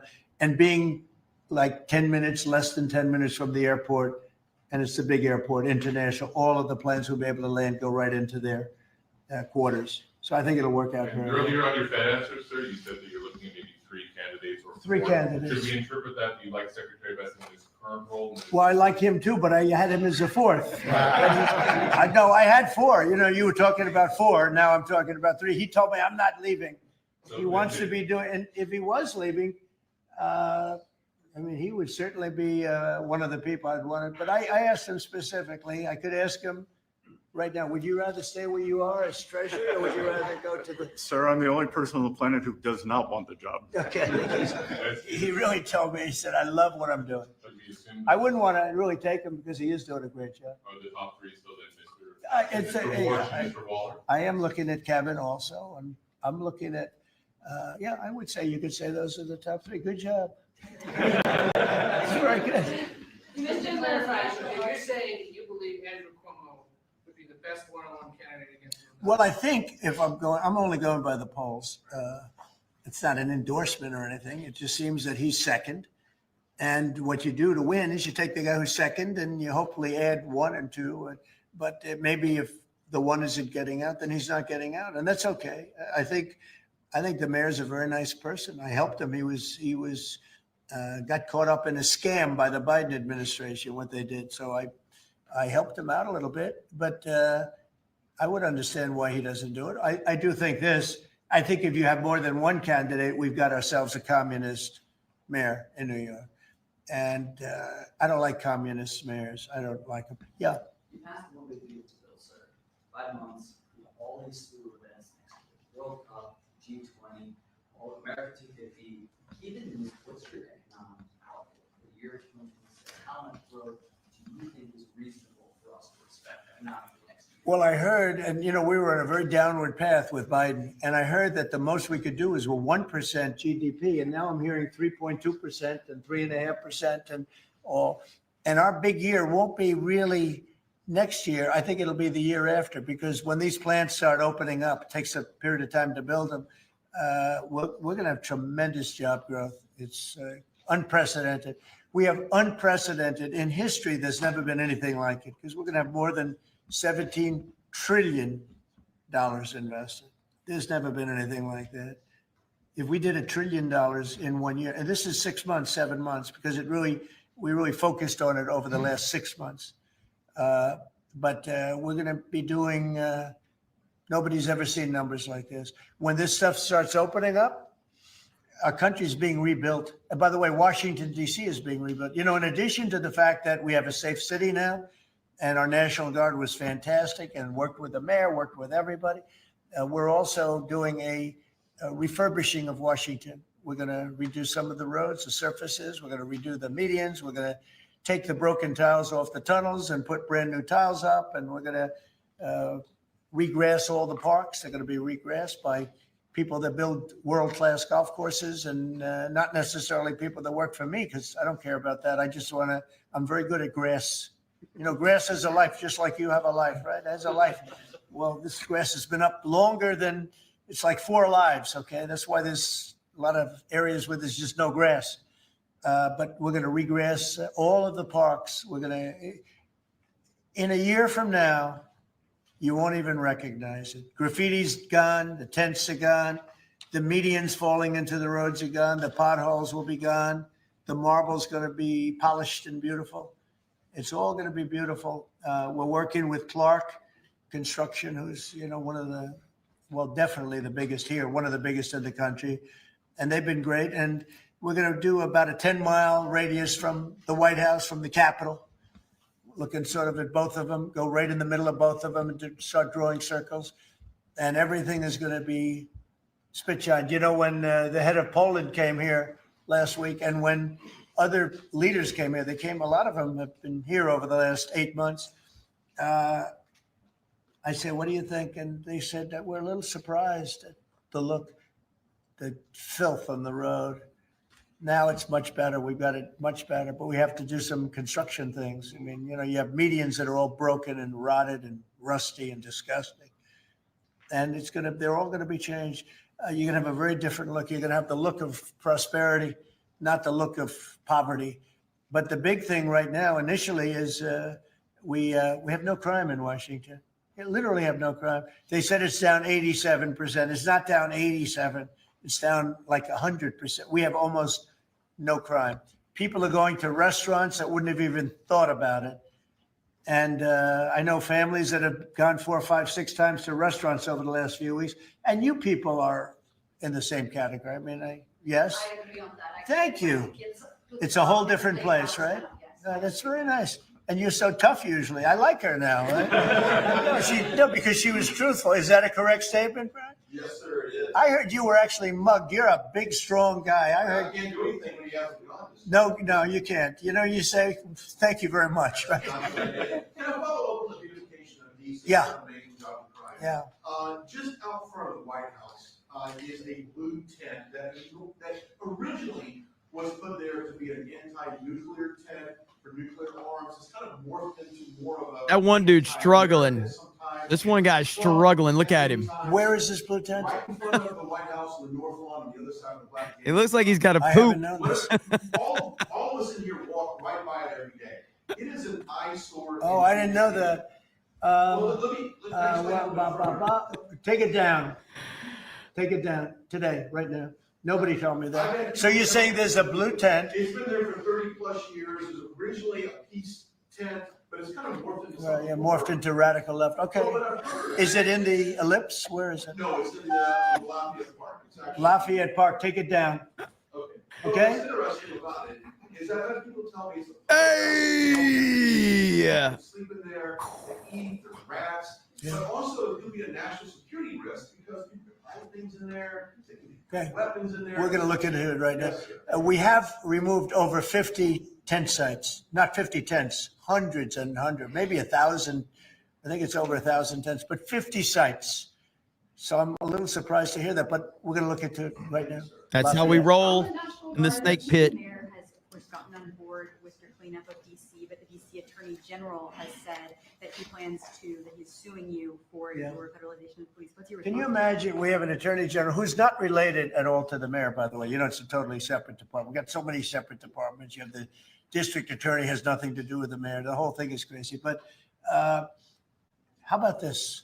We just set a record on low crime in Washington, D.C., and we have a man suing us to let us go back to high crime.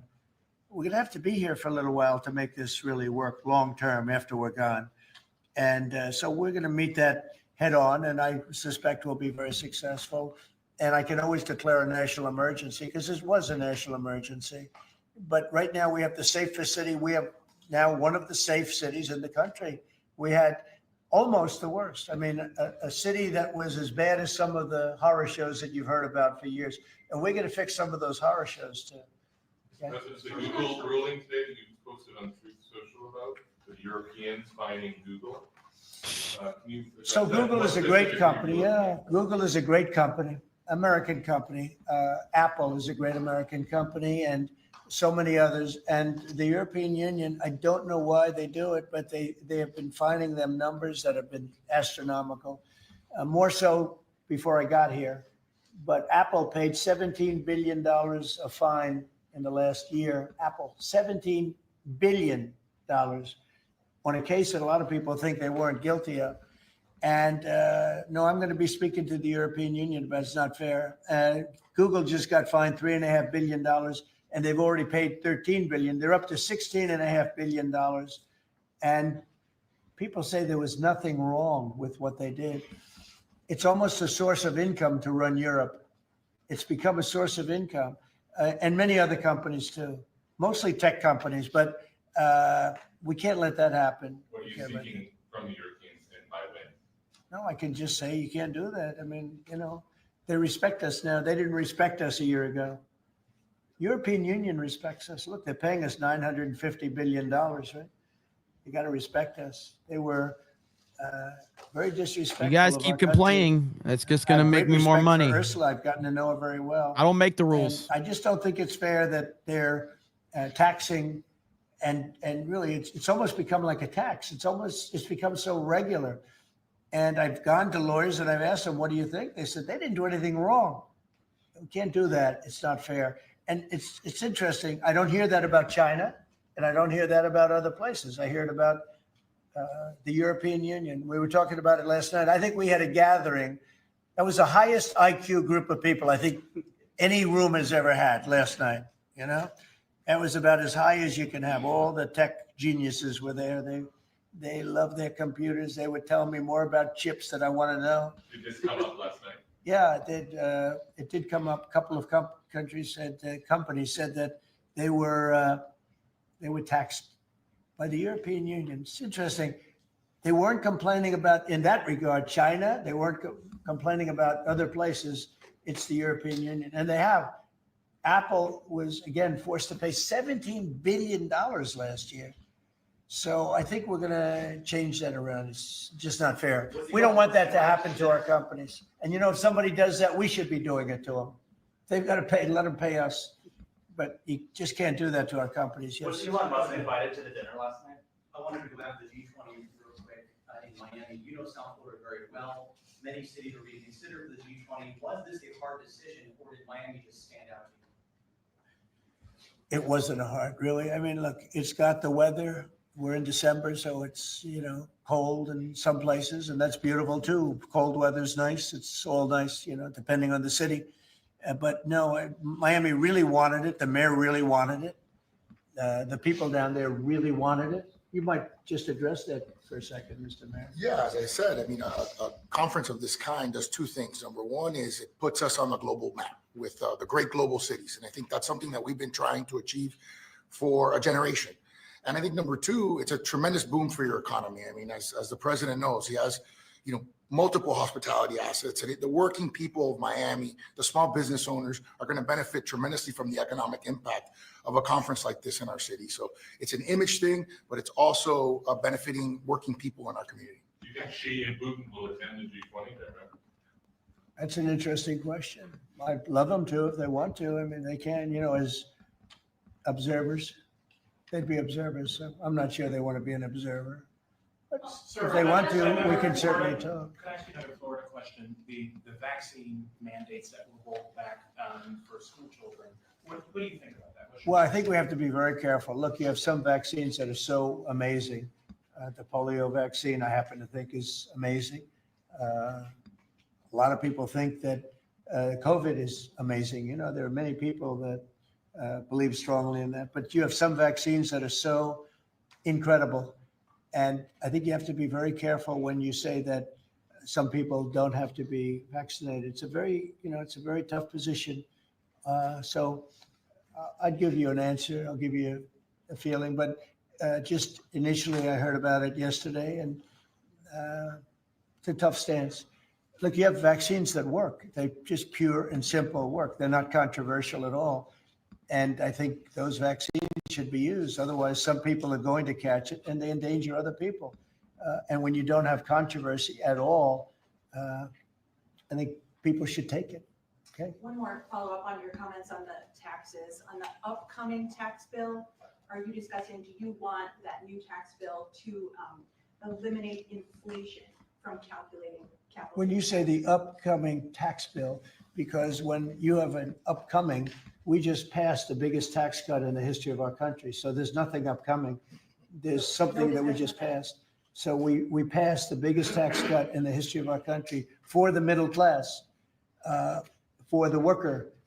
And that's the only bill that we're really talking about. We did a good job. It's very comprehensive. And I will say the Democrats, if you gave them every point that they wanted, every point that they've dreamt of all their lives, you wouldn't get one Democrat vote. They really are. They've become deranged, sick. It's crazy. If you gave them a list of the top 10 things that the Democrats wanted and you put them in a bill to get passed, you wouldn't get one vote. It's the only thing they have. They stick together, but they're dying. I mean, they down to 16% approval rating, the lowest rating in history for either party. And we have the highest rating we've ever had. The Republicans have the highest rating we've ever had. On the National Guard, have you decided which city that you want to go into next? Yeah, I have.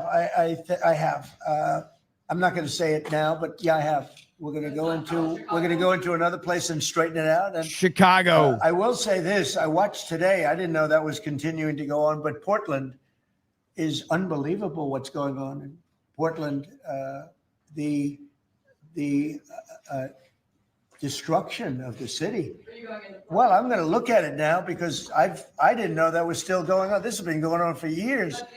So we'll be able to stop that very easily. We'll be able to stop it. But that was not on my list, Portland. But when I watched television last night, this has been going on. You wouldn't be standing if you were the mayor. You would be. Can you imagine what they're doing? They're walking in throwing smoke bombs into the store. These are paid terrorists. Okay. These are paid agitators. These are professional. I watched that last night. I'm very good at this stuff. These are paid agitators. They get paid money by radical left groups, not radical right groups, radical left groups. And they get paid a lot of money. And you see it with the signs. They all have perfect signs that are printed. They look as good as that sign. Those signs aren't made in basements. They're made at professional printing offices, and they cost a lot of money. These are paid agitators. And they're very dangerous for our country. And when we go there, if we go to Portland, we're going to wipe them out. They're going to be gone, and they're going to be gone fast. They won't even stand the fight. They will not stay there. They've ruined that city. I have people that used to live in Portland. They've left. Most of them have left. But what they've done to that place is it's like living in hell. Yeah, go ahead. Thank you for your statement before. AP is reporting that you would be banning visas of delegations who will be attending the UNGA, the UN General Assembly, including Brazil. Your reaction on that, sir? That who's banning them? The Trump administration. Well, we are talking about things. We're very upset with Brazil. We tariff them very high because of the fact that they're doing something that's, very unfortunate. I love the people of Brazil. We have a great relationship with the people of Brazil. But the government of Brazil has changed radically. It's gone very left. It's gone very radical left, and it's hurting Brazil very badly. They're doing very poorly. very, very poorly. So we'll see. And are you ready to reset relations with India at this point? I always will. I'll always be friends with Modi. He's great. Prime Minister, he's great. I'll always be friends, but I just don't like what he's doing at this particular moment. But India and the United States have a special relationship. There's nothing to worry about. We just have moments on occasion. How are trade talks going with India, with other countries that you haven't reached a trade deal with? They're going great. Other countries are doing great. We're doing great with all of them. We're upset with the European Union because of what's happening with not just Google, but with all of our big companies. They just, hit them with these unbelievable fines, $17 billion and $14 billion. And they use that money to run Europe. It's almost become like common. It's almost become a yearly occurrence, like it's a tax. And so it's very unfair. I want to thank you all very much, and we'll see you around. We're going to see you in Florida, but we'll see you a little bit before that, I suspect. Okay? What are you having for dinner? Thanks, guys. Well, I'll be having something good here. I'll be at the White House. Thank you. Thank you very much. Thank you, guys. Thank you. All right, so nearly about an hour and a half. That one guy though, I know he's happy. He was just like, oh my gosh, please end this. I can't handle it anymore. But that was good. That was good stuff. Trump, listen, the whole thing with his hand, I saw, his hand earlier, and I saw no issues with it, but it was distracting how he just kept covering it. So I do understand that.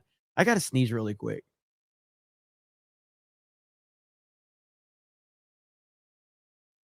Oh my goodness, John Freak. Okay, you guys are insane with these proper 199s. The master grifter playing someone else's stream and making bank. Hail Unit 199. Whew. Okay, we got a lot of 199s to catch up on. We have a lot. So let's go ahead. Let's go ahead and get caught up on that. So we have to celebrate with Sydney Sweeney, first of all. There's like 5 199s, okay? There's like 5, 6, something like that. There's a lot, okay? And that means Sydney Sweeney in the house, okay? You got to bring the Sydney Sweeney videos to celebrate all of those 199s, okay? That's just how it works. I don't make up the rules. I have to follow them. Should I do it? Do not come. Come on, baby. Come on. I'm going to do it. Do not come. I'm going to come. Beautiful white paint. It's coming down at 10,000 miles an hour. It's coming down at levels of speed that nobody ever even conceived of.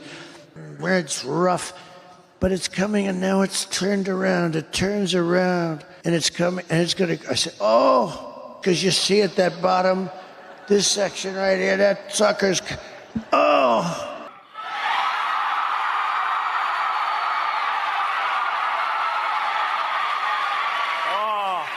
Should I do it?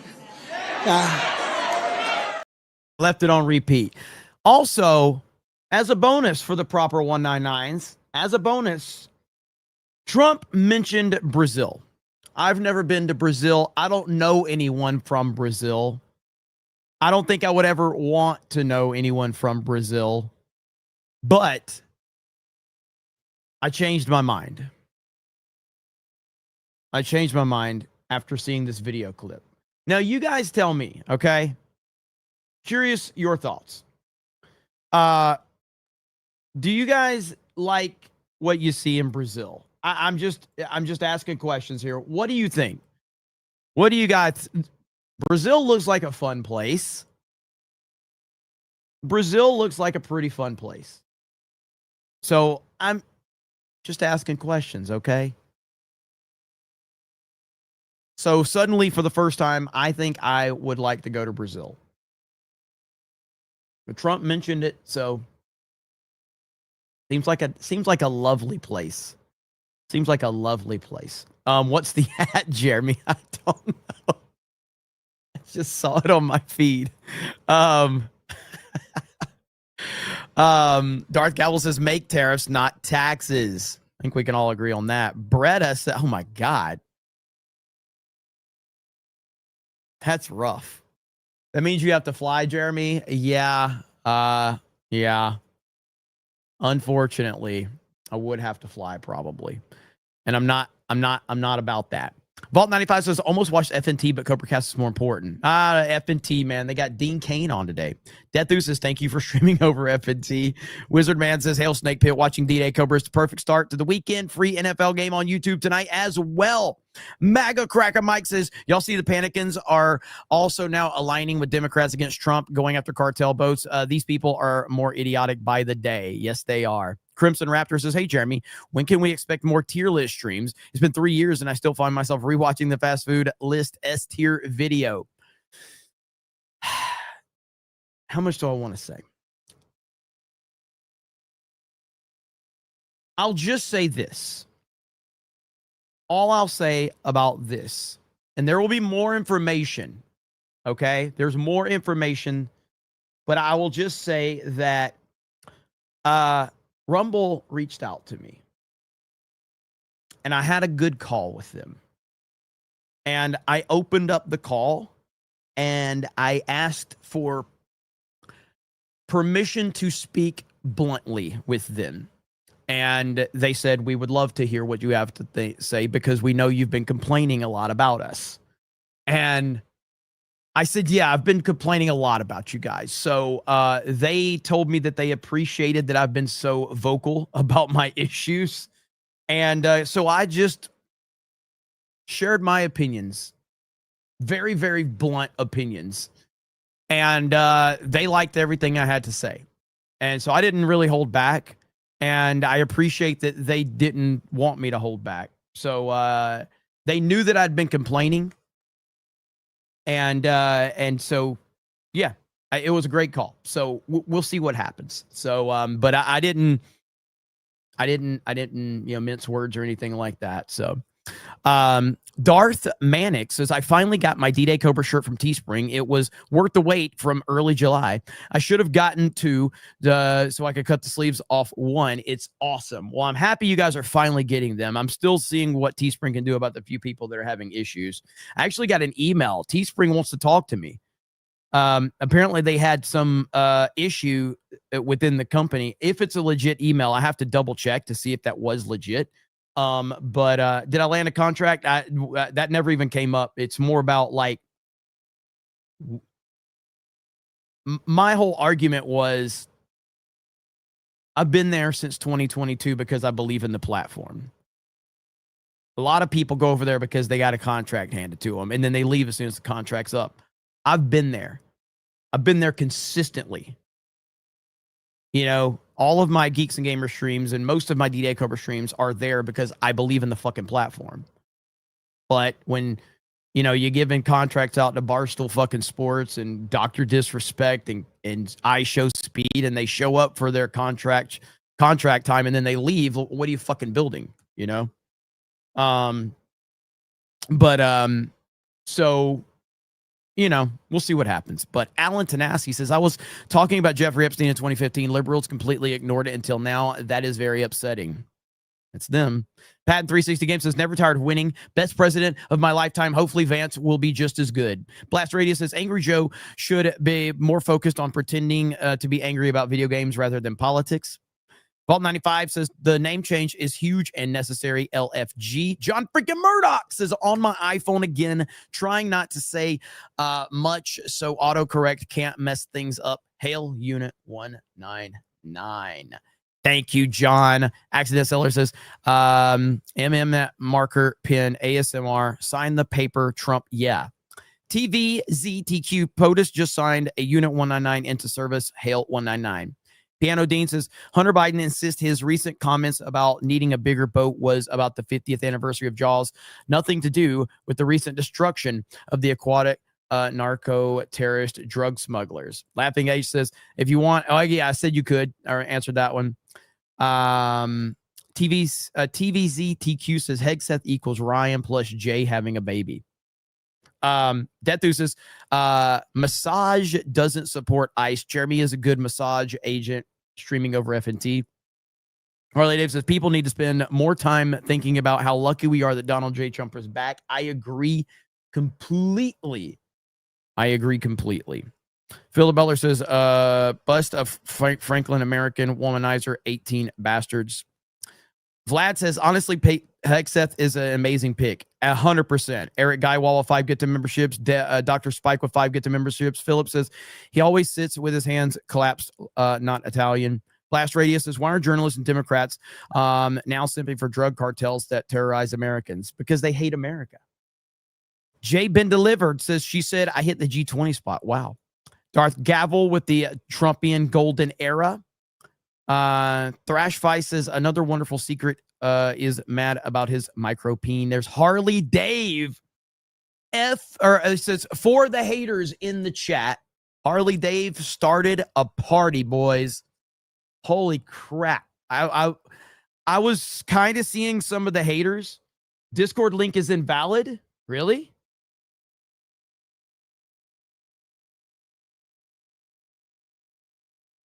No, it's not. It worked for me. Yeah. Is anybody else having an issue with the Discord link? Because it worked for me. But thank you, Harley. And then checking it out follows up with a proper 199. And then Harley Dave says, I thirded that.